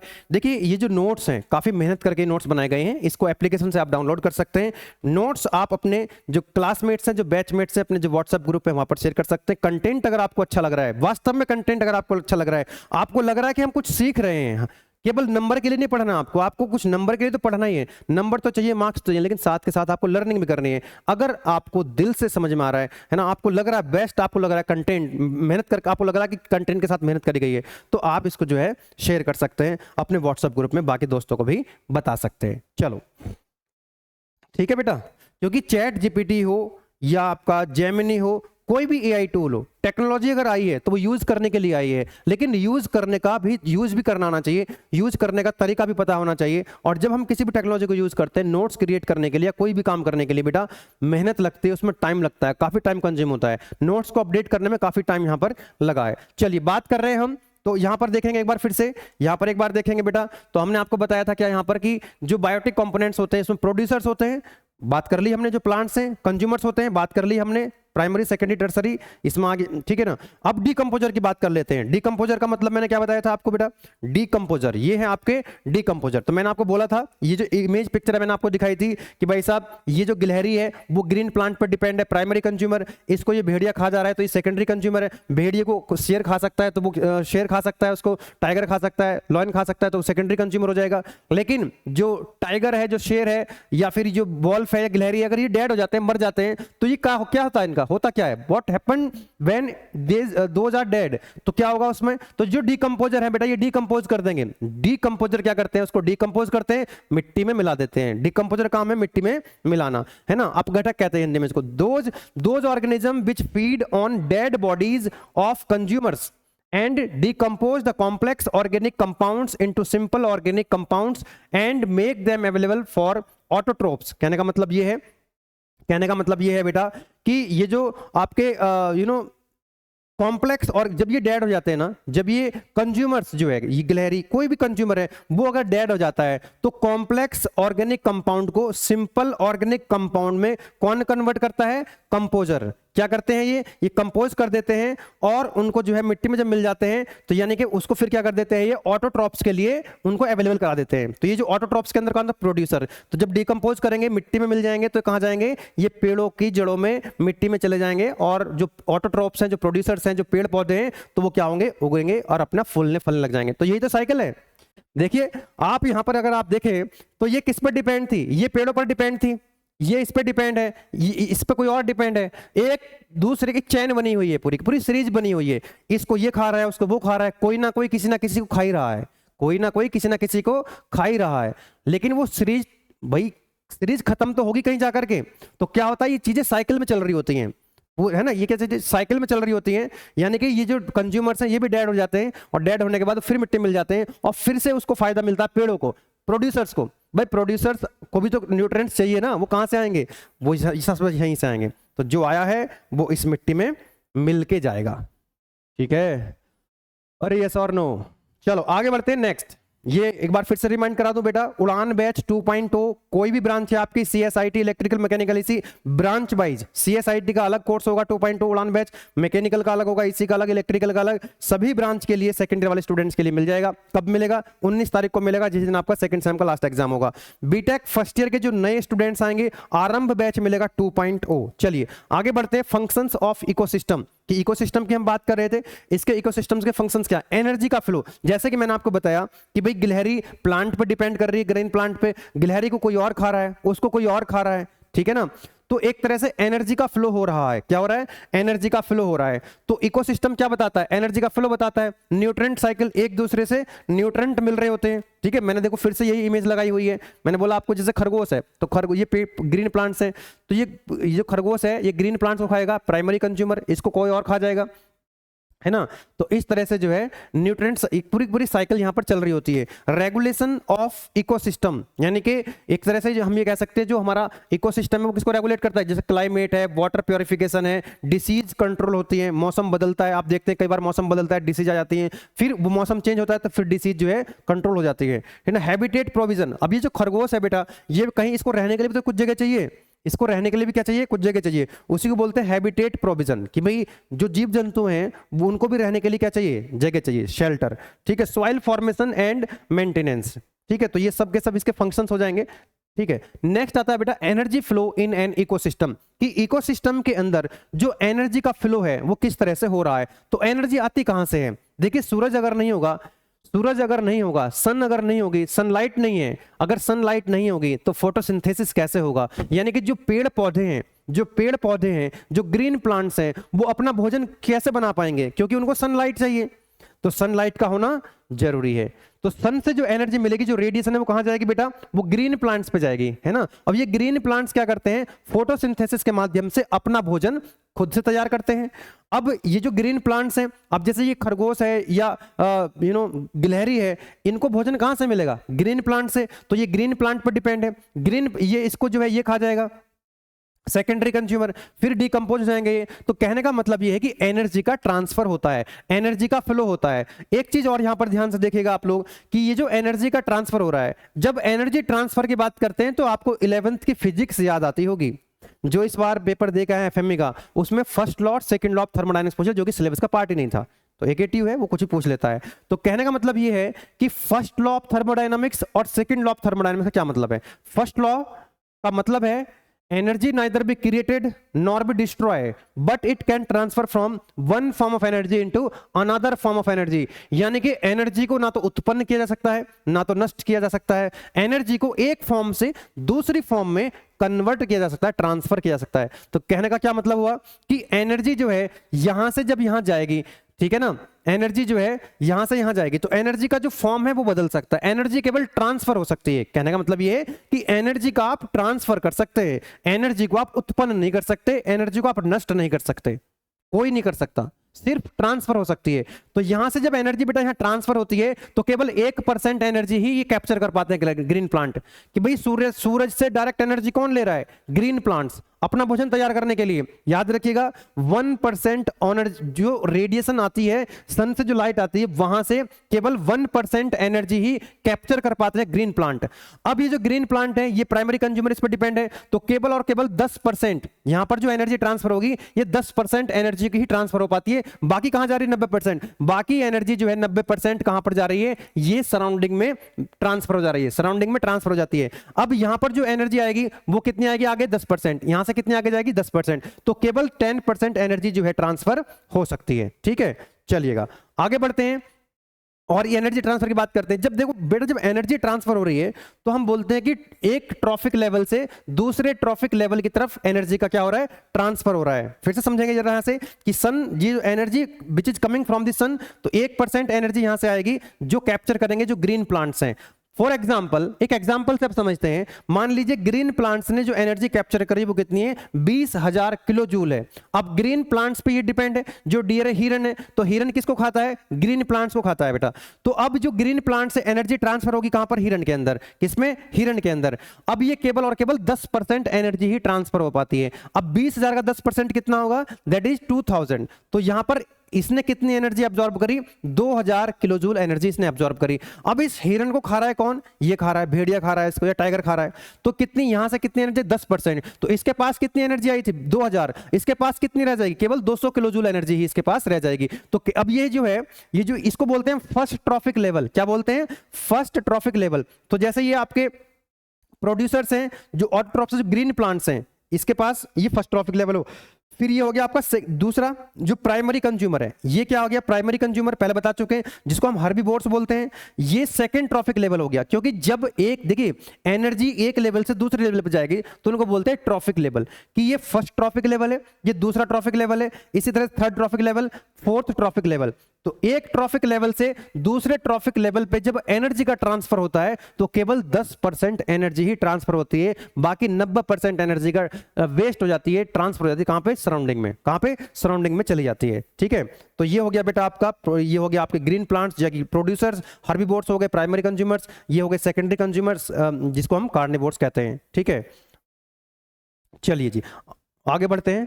तो यही चीज यहां पर लिखी गई है कि 10% 10% एनर्जी जो है केवल ट्रांसफर हो पाती है। आगे बढ़ते हैं, नेक्स्ट आता है बेटा आपका फूड चेन। फूड चेन का मतलब क्या हुआ कि जो फूड एक तरह से फूड ट्रांसफर हो रहा है, क्या हो रहा है, फूड का ट्रांसफर हो रहा है कि किसी जैसे ग्रीन प्लांट्स को खरगोश खा रहा है, खरगोश को कोई और खा रहा है, उसको कोई और खा रहा है, तो एनर्जी का जो ट्रांसफर हो रहा है, यानी कि एक चेन बनती है। यहां पर क्या बनती है, एक चेन बनती है। जैसे ग्रीन प्लांट्स, ये जो आपके डियर है, हिरन है, ये ग्रीन प्लांट्स को खा रहा है, ये जो डियर है इसको लायन खा जा रहा है, और लायन कौन खा रहा है बेटा, ये डिकम्पोजर इसको डिकम्पोज कर दे रहे हैं। और डिकम्पोजर कहां पे चले जाते हैं, फिर से डिकम्पोजर क्या करते हैं, उसको मिट्टी में मिला देते हैं। अरे डिकम्पोजर काम मिट्टी में मिलाना, और ये जो जब डिकम्पोज हो जाएंगे, जो कॉम्प्लेक्स ऑर्गेनिक कंपाउंड है वो सिंपल ऑर्गेनिक कंपाउंड में कन्वर्ट हो जाएंगे, तो क्या कहते हैं, मिट्टी में मिला देंगे, और जो फिर कहां चली जाएगी, फिर से जो है पेड़ पौधे उसको न्यूट्रिएंट वहां से ले लेंगे। ठीक है, तो ये पूरी की पूरी साइकिल जो है चलती रहती है, पूरी की पूरी साइकिल चलती रहती है।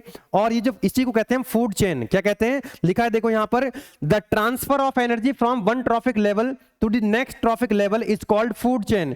जैसे कि मैंने आपको बताया था ये first trophic level, second trophic level, तो यहां पर एनर्जी का ट्रांसफर हो रहा है। क्या हो रहा है? Energy transfer takes place. Energy transfer हो रही है एक ट्रॉफिक लेवल से दूसरे ट्रॉफिक लेवल पे। तो जब एनर्जी का ट्रांसफर होता है एक ट्रॉफिक लेवल से दूसरे ट्रॉफिक लेवल पे, तो ये पूरी की पूरी जब चेन बन जाती है उसको बोलते हैं food chain. The energy transfer of energy from one trophic level to the next trophic level is called food chain. अरे बोलो, कोई दिक्कत वाली बात नहीं है। अब ये भी तीन टाइप की होती है, एक होता है grazing food chain, detritus food chain और पैरासिटिक फूड चेन। ठीक है, पैरासाइट।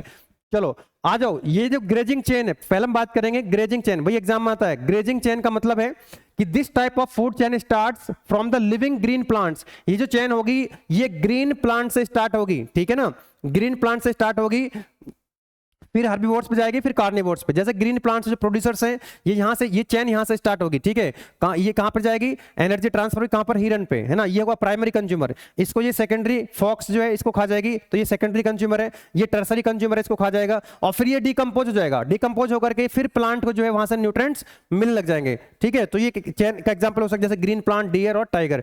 दूसरा, ये दूसरा एग्जाम्पल आप लिख सकते हैं, है ना, जैसे ये वाला हो गया। जैसे ग्रास है, ग्रास को एनर्जी कहां से मिलेगी? सन से। ग्रास कौन खाएगा? टिडक, ग्रास होपर्स। इसको खा रहा है मेंढक, मेंढक को सांप खा रहा है, सांप को जो है हॉक खा रहा है, और ये फिर इसको क्या करेगा? डिकम्पोज कर देगा और फिर से कहां चली जाएगी? ये इसके पास चली जाएगी, ग्रीन प्लांट्स के पास। तो ये पूरी की पूरी जो है इस तरह से साइकिल बनी रहती है, चेन एक बनी रहती है, ठीक है। तो ये एग्जांपल आप लिख सकते हैं। याद रखेंगे जो ग्रेजिंग फूड चेन है वो ग्रीन प्लांट से स्टार्ट होती है। कहां से? ग्रीन प्लांट से स्टार्ट होती है। और चेन का मतलब यही होता है, साइकिल का मतलब यही होता है, ग्रीन प्लांट से स्टार्ट हो ग्रीन प्लांट पर वापस आ जाएगी, ठीक है। नेक्स्ट आता है आपका डेट्रिटस चेन, है ना। डेट्रिटस चेन का मतलब है कि ये जो स्टार्ट होती है, start from dead organic matter. ये डेड ऑर्गेनिक मैटर से स्टार्ट होती है, वो ग्रीन प्लांट से स्टार्ट हो रही थी, है ना। जैसे ये है डेड ऑर्गेनिक मैटर है ना। ये इसको कौन खाएगा? इसको फंजाई डिकम्पोज, इसको डिकम्पोज करेंगे। फिर उसके बाद जो कीड़े मकोड़े होते हैं ये इसको खा जाएंगे। फिर उसके बाद जो कीड़े मकोड़े कौन खाती है? चिड़िया, स्पैरो, ये खा जाएगी इसको, ठीक है ना। तो पूरी की पूरी क्या होगी? इस तरह से चेन बनी रहती है,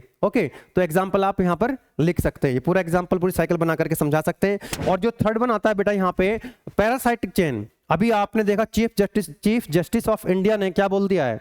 खतरनाक बोल दिया उसने कि जितने बेरोजगार लोग हैं ये कॉकरोच की तरह हैं। इस टाइप का कोई बयान दिया है भाई साहब ने, ठीक है। पता ही नहीं क्या हो रहा है यार देश के अंदर, समझ नहीं आ रहा है कुछ भी, तो उस पर बवाल चल रहा है अभी। तो पैरासाइट का क्या मतलब होता है? पैरासाइट का मतलब होता है कि जब हम अपने भोजन के लिए दूसरे पर निर्भर हो जाते हैं।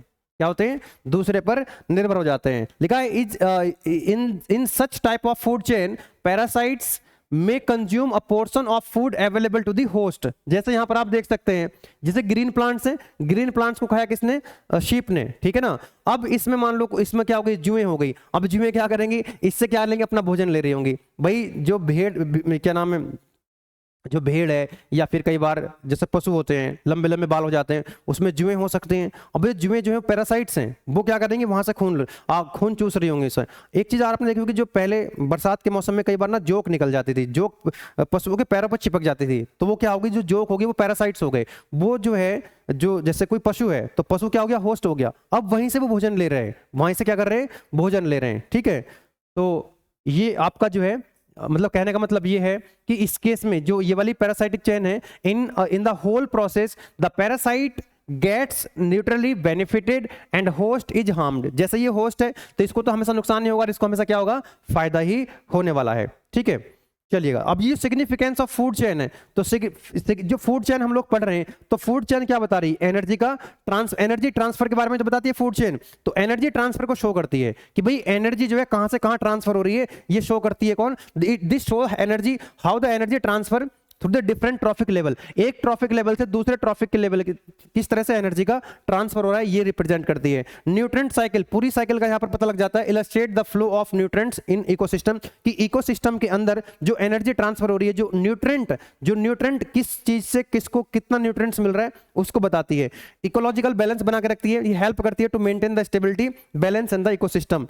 अंडरस्टैंडिंग द इकोसिस्टम को समझाने में ये हेल्प करती है, क्या इकोसिस्टम बैलेंस हो रहा है कि नहीं हो रहा है। Provides insight into the species interaction and dependency। कहने का कंजर्वेशन एफर्ट्स, ये हेल्प करती है in identifying the critical species and managing the ecosystem. ये क्रिटिकल, जैसे कुछ क्या होती है, जैसे अब ये चेन बनी हुई है, हमने देख रहे थे कि भाई वो चिड़िया भी है, चिड़िया भी किसी पर डिपेंड कर रही है। अब मैंने बताया था पहले कि कि जितने जीव जंतु थे, जंगली पशु पक्षियों को आप देख लीजिएगा कि जंगली पशु पक्षियों में भी कई प्रजातियां, स्पेसीज खत्म हो चुकी हैं।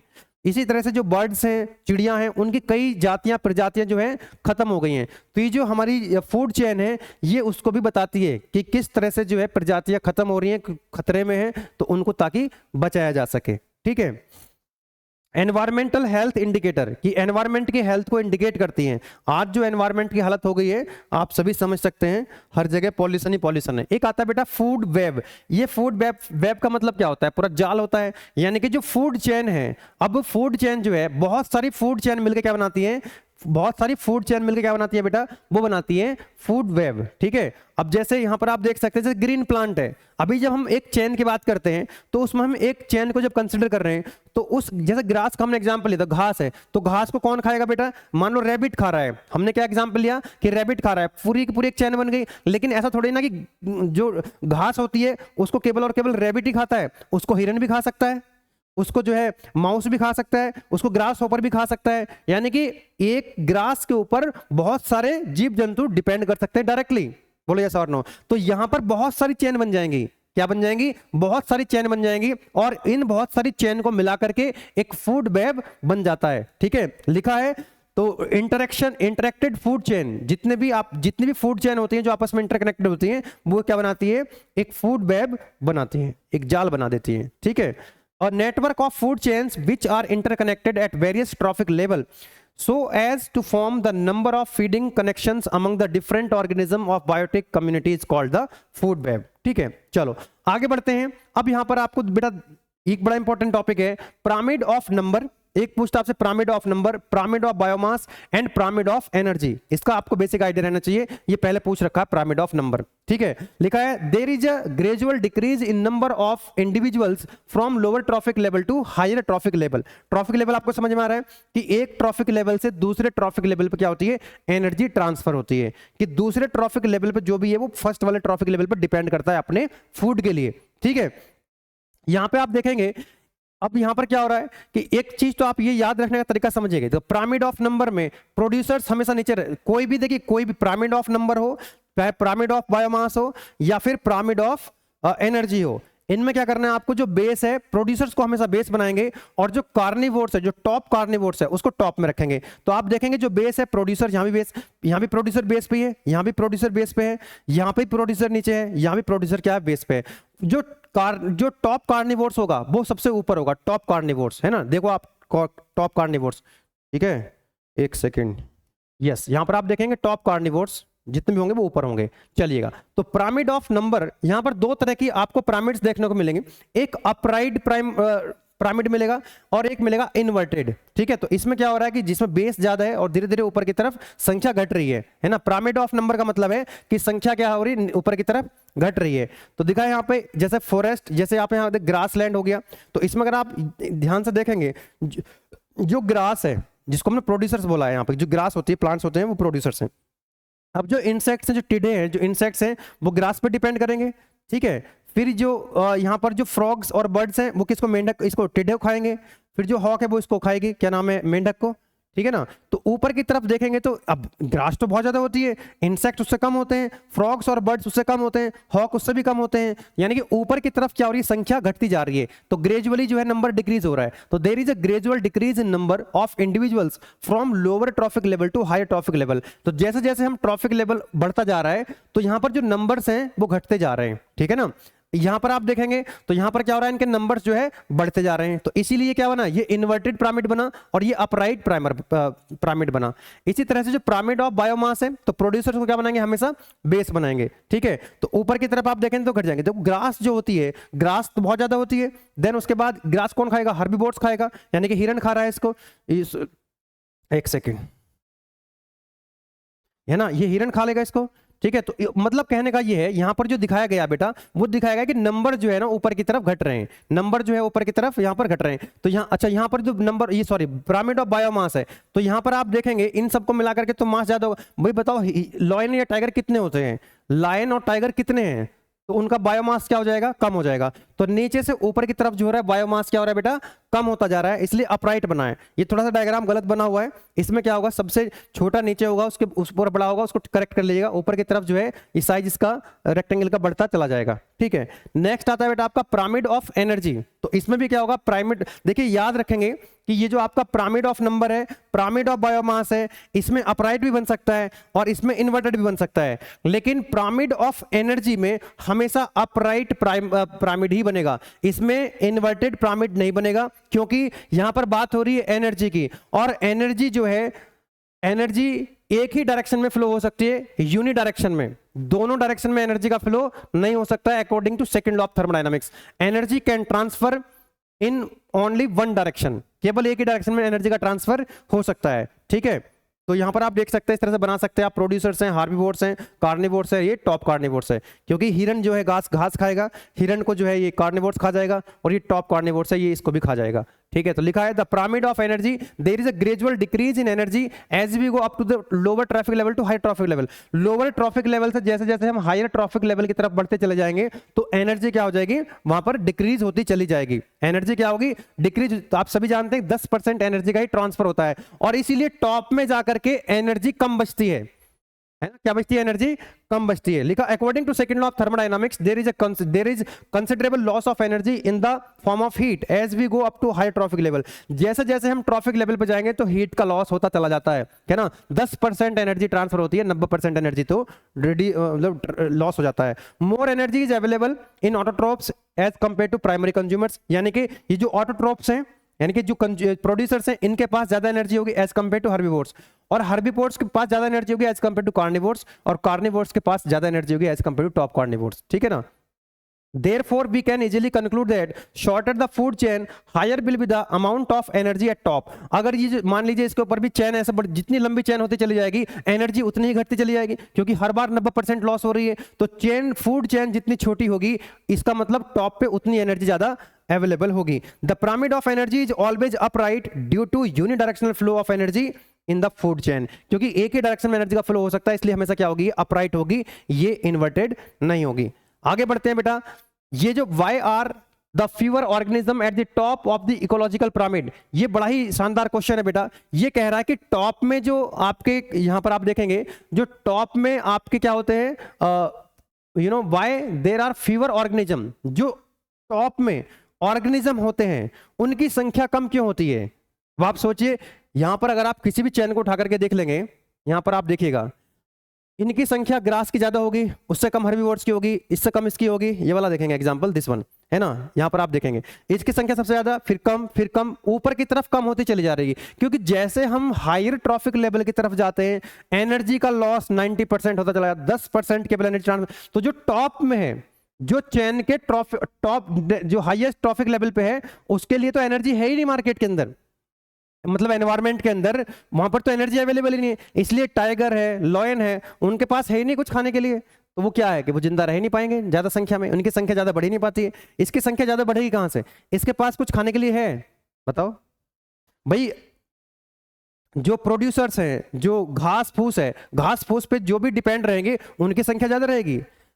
इंसान है, किस पर डिपेंड है, घास फूस पर डिपेंड है। इंसानों की संख्या ज्यादा क्यों है यार, इंसान तो सब कुछ खा सकता है, इंसान जानवरों खा सकता है, इंसान घास फूस से अपना पेट भर सकता है, इंसान तो कुछ भी खा सकता है, और इसलिए इंसानों की संख्या दबा के है।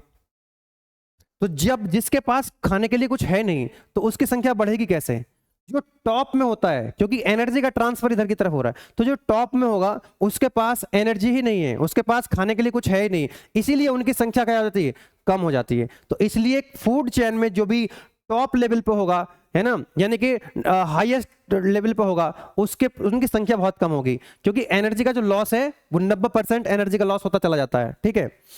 चलो आगे बढ़ते हैं। नेक्स्ट वही चीज यहां पर दिखाई गई है, प्रोड्यूसर की संख्या सबसे ज्यादा, फिर हर्बीवोर्स की, फिर कार्निवोर्स की, और टॉप कार्निवोर्स की संख्या सबसे कम है, इसलिए लायन टाइगर आपको दिखेंगे नहीं।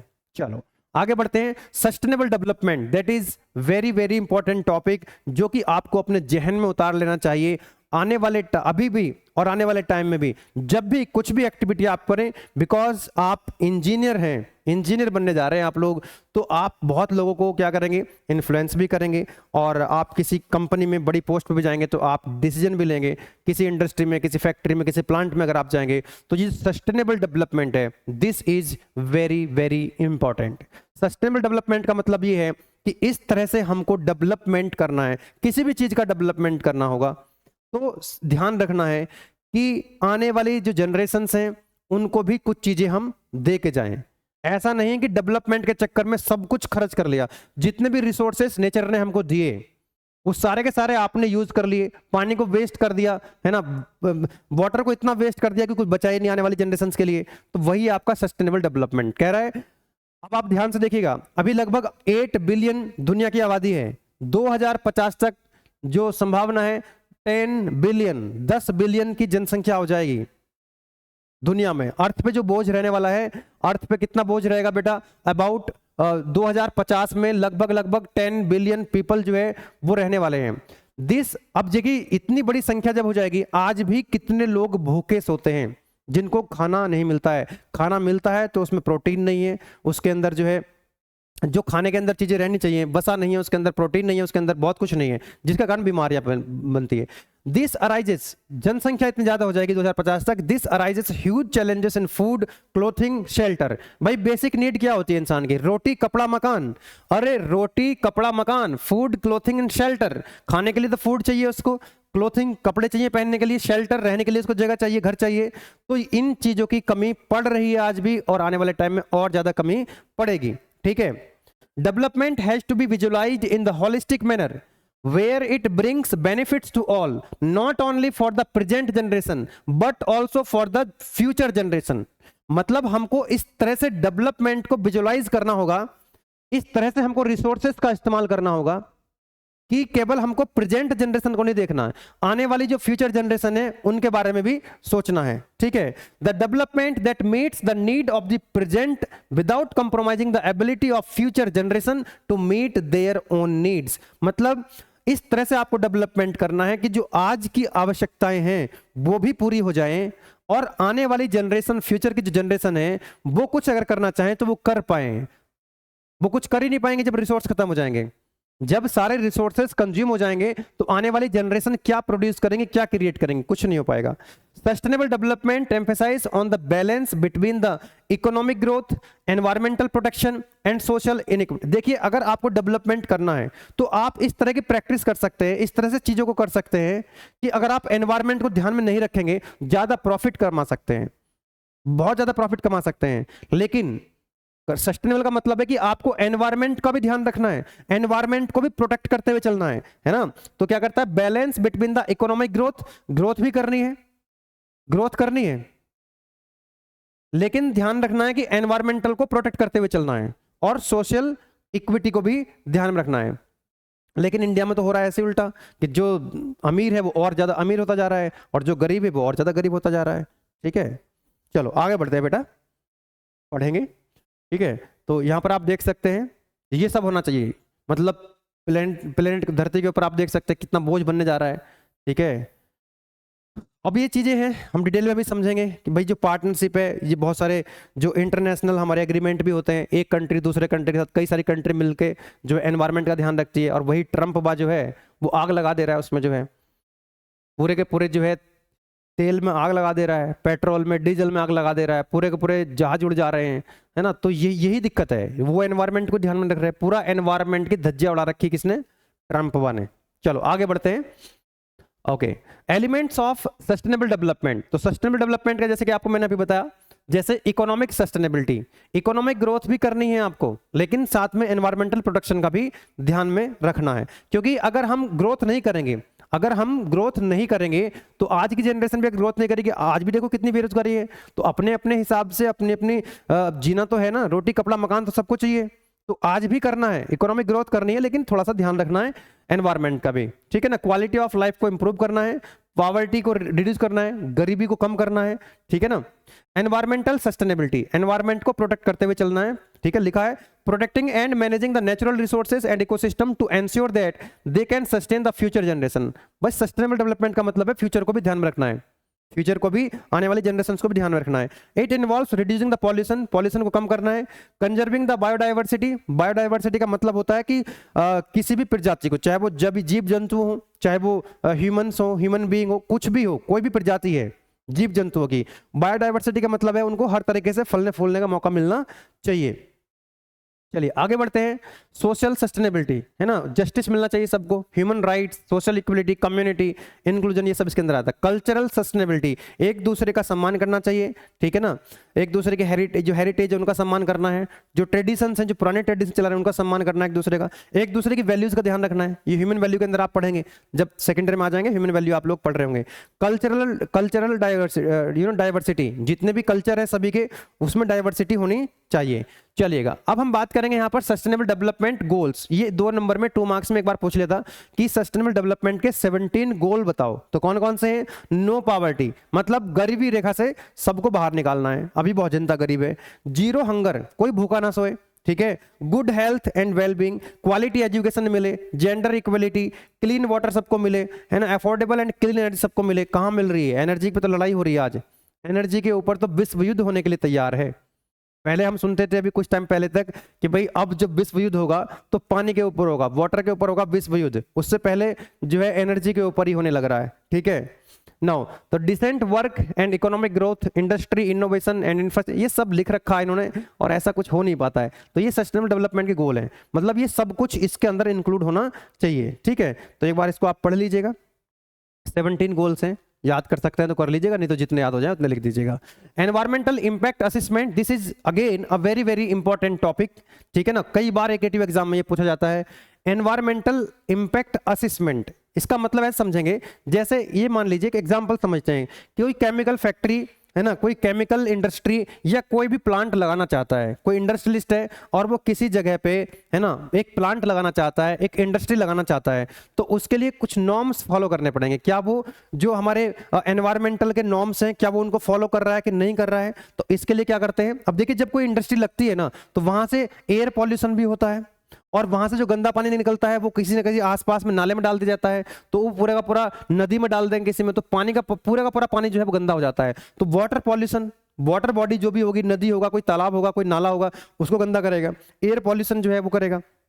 तो इसलिए क्या करना होता है, एक एनओसी लेनी पड़ेगी, एक पूरा प्रोसेस होता है, इसका एक असेसमेंट होता है कि कोई भी प्लांट लगाने से पहले एक प्रोजेक्ट तैयार करा जाएगा, है ना, उस एक प्रपोजल तैयार करा जाएगा, प्रपोजल में क्या क्या होना है, कैसा होना है, वो सब बताया जाएगा।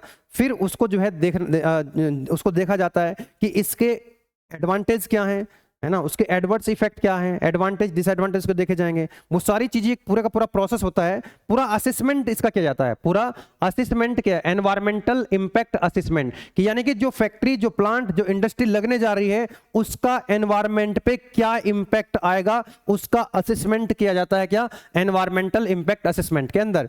It is an important management tool for ensuring the optimal use of natural resources for sustainable development, कि यानी कि जो प्लांट, जो इंडस्ट्री, जो फैक्ट्री लगाई जा रही है, जो लगाई जा रही है, तो उसका एक, उसको मैनेज करने का एक टूल है EIA, कि भाई जो इंडस्ट्री, जो प्लांट आप लगा रहे हैं, क्या वो जो नेचुरल रिसोर्सेस है वो कौन कौन से नेचुरल रिसोर्सेस है जो उनका इस्तेमाल होगा वहां पे। वाटर का कितना इस्तेमाल करोगे आप, नेचुरल रिसोर्स है। एयर का कितना इस्तेमाल कर रहे हो वहां पर, that is also natural resource. जितने भी मिनरल्स हैं, कौन कौन से मिनरल्स का आप वहां पर यूज कर रहे हो, उनको आप मिस यूज तो नहीं कर रहे हो, ठीक है। और जब कोई फैक्ट्री आप लगा रहे हैं तो वहां से क्या उसके कुछ फायदे हो रहे हैं, कुछ नुकसान हो रहे हैं, वो सारी चीजें इसके अंदर देख रहे होते हैं। तो मैनेज करने का एक टूल है, ठीक है ना। चलिए, it is a process of evaluating the environmental impacts of proposed projects or development taking interrelated socio-economic, cultural and human health impact both beneficial and adverse। इसमें जो है एक इसको हम इस प्रोसेस के माध्यम से इवेल्युएट करते हैं कि एनवायरनमेंट के क्या इंपैक्ट उस पर आ रहे हैं। मतलब जैसे मतलब उसका इकोनॉमिक पे क्या इंपैक्ट आ रहा है, कल्चर पे क्या इंपैक्ट आ रहा है, ह्यूमन की हेल्थ पे क्या इंपैक्ट आ रहा है। पता लगा किसी गांव में जो है कोई इंडस्ट्री लगा दी और उस इंडस्ट्री से गांव वाले, उस कस्बे के लोग, उस आसपास के जो लोग हैं वो परेशान हो गए, है ना। अब उसमें यह भी देखा जाएगा कि इस मतलब ये भी जरूरी है उसके फायदे क्या हो रहे हैं। ऐसा नहीं कि केवल केवल नुकसान ही देखे जा रहे हैं उसके। भाई इंडस्ट्री लगाना, क्योंकि इकोनॉमिक भी तो ग्रोथ करनी है ना, तो प्लांट भी लगाने हैं, इंडस्ट्री भी लगानी है, तो उसके दोनों तरीके से हमको देखते हैं, दोनों एडवर्स भी और उसके पॉजिटिव इंपैक्ट भी देखते हैं। ठीक है, तो यहाँ पर मैं इस चार्ट के माध्यम से आपको समझा रहा हूँ बेटा, उसके बाद आप लिख दीजिएगा इसको अपने अपने मन से। ठीक है, समझेंगे। तो सबसे पहले एक प्रपोजल तैयार होता है, ठीक है, फिर उसकी स्क्रीनिंग होती है। अब देखिए कुछ ऐसे प्रपोजल होते हैं जब उसकी स्क्रीनिंग होती है, मतलब उसको कहने का मतलब ये है कि क्या कि जो आपके जो EIA रिक्वायर्ड भी है कि नहीं है।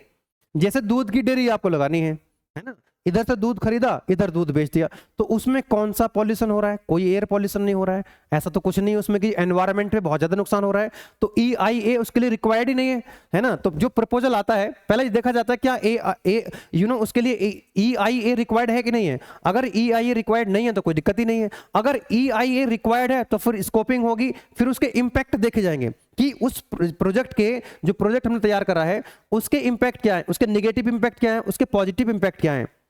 ठीक है ना, जो पॉजिटिव इंपैक्ट है तो बहुत अच्छी बात है, लोगों को वहां पर जैसे कोई इंडस्ट्री लगाएगी तो उस इंडस्ट्री से वहां के आसपास के लोगों को रोजगार मिल रहा है ना, और वहां पर जो है एम्प्लॉयमेंट जनरेट हो रहा है, तो वो तो अच्छी बात है, कोई दिक्कत ही नहीं है। ठीक है, लेकिन अगर उसके नेगेटिव एडवर्स इफेक्ट भी आ रहे हैं तो फिर उसको देखेंगे कौन कौन से एडवर्स इफेक्ट हैं, क्या ऐसा कुछ कर सकते हैं कि जो एडवर्स इफेक्ट है उनको जो मिटिगेट कर सकते हैं, उन एडवर्स इफेक्ट भी कर सकते हैं, मिनिमम कर सकते हैं, कम कर सकते हैं उसको। ठीक है, फिर एक रिपोर्ट तैयार होगी, जब ये पॉजिटिव और नेगेटिव उसके इंपैक्ट पता लग जाएंगे तो फिर एक क्या हो जाएगी, एक रिपोर्ट तैयार होगी, उसको रिव्यू करा जाएगा, और जब उसको रिव्यू करा जाएगा तो वहां पर पब्लिक का भी इन्वॉल्वमेंट होगा।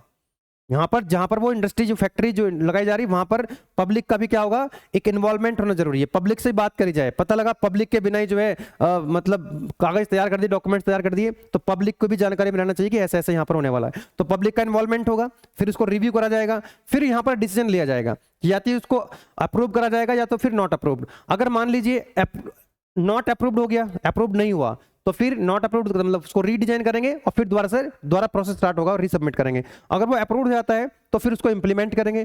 इंप्लीमेंट करने के बाद भी प्लांट लग चुका है तो उसकी पोस्ट मॉनिटरिंग भी होगी, बाद में भी उसको मॉनिटर किया जाएगा, और जो है इन बिटवीन टाइम क्या होता है, उसका इवैल्यूएशन होता रहता है। तो ये पूरे का पूरा जो इसका प्रोसेस है EIA का, इसके चार्ट के माध्यम से आप बना सकते हैं और उसके बाद उसको लिख सकते हैं, है ना, अपनी लैंग्वेज में, क्योंकि ऐसा तो है नहीं कि भी हर चीज रट के जाओगे आप लोग। ठीक है, तो ये थोड़ा सा चार्ट बना लीजिएगा, प्रैक्टिस कर लीजिएगा इसकी, और फिर उसके बाद जो है आप इसको अपने मन से इसको इलेबोरेट कर दीजिएगा 7 मार्क्स के हिसाब से।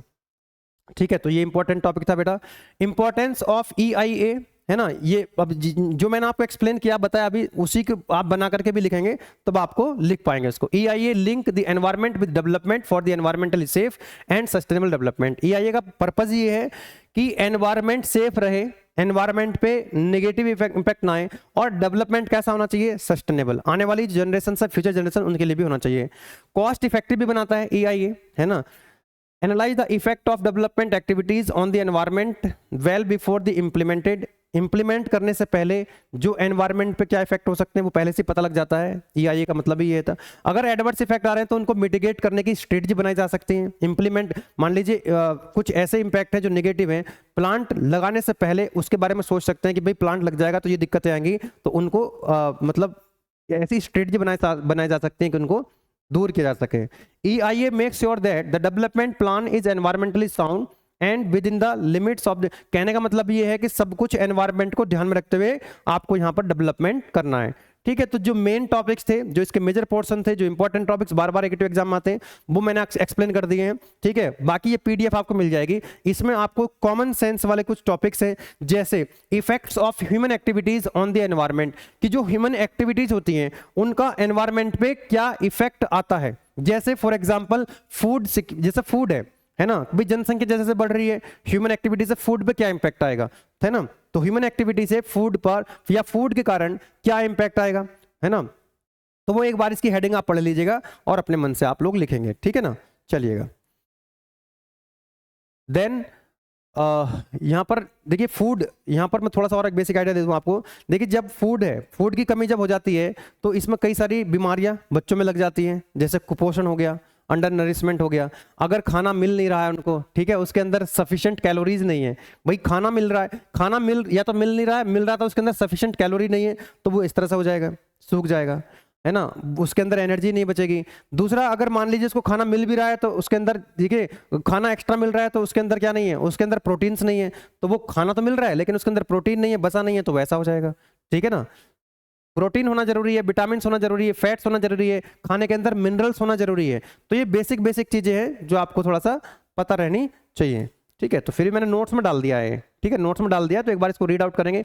एग्रीकल्चर का क्या इंपैक्ट आता है, ह्यूमन एक्टिविटी का, ह्यूमन देखिए जो एग्रीकल्चर है वो तो एक ह्यूमन एक्टिविटी है, तो ह्यूमन एक्टिविटी का एनवायरमेंट पे क्या इंपैक्ट आता है। ठीक है, जब आप एग्रीकल्चर करते हैं तो ऑन साइट इफेक्ट आता है, ऑफ साइट इफेक्ट इंपैक्ट आता है। कि भाई जो ऑन साइट का मतलब है कि जिस खेत में आप खेती कर रहे हो, जो एग्रीकल्चर कर रहे हो, वो वहां पर उस खेत में क्या दिक्कत हो रही है। और दूसरा, जब बारिश पड़ेगी उस खेत से पानी बाहर निकलेगा। मान लो आपने यहाँ पर कुछ फर्टिलाइजर्स लगाए, केमिकल्स डाल दिया आपने खेती करने के लिए, है ना, तो जब भाई खेती के अंदर केमिकल डालने पड़ रहे हैं, फर्टिलाइजर्स यूज करने पड़ रहे हैं, बिकॉज क्योंकि ज्यादा पैदावार करनी है, बीमारियों से बचाना है, लेकिन at the same time growth आज जो आपकी खेती है वो तो बढ़ेगी, पैदावार तो अच्छी होगी उसकी, लेकिन उसके सेम टाइम पे क्या हो गया, वहां पर कुछ जो केमिकल्स उसके अंदर रुक गए, तो वो क्या होगा, उसको नुकसान नहीं पहुंचाएंगे।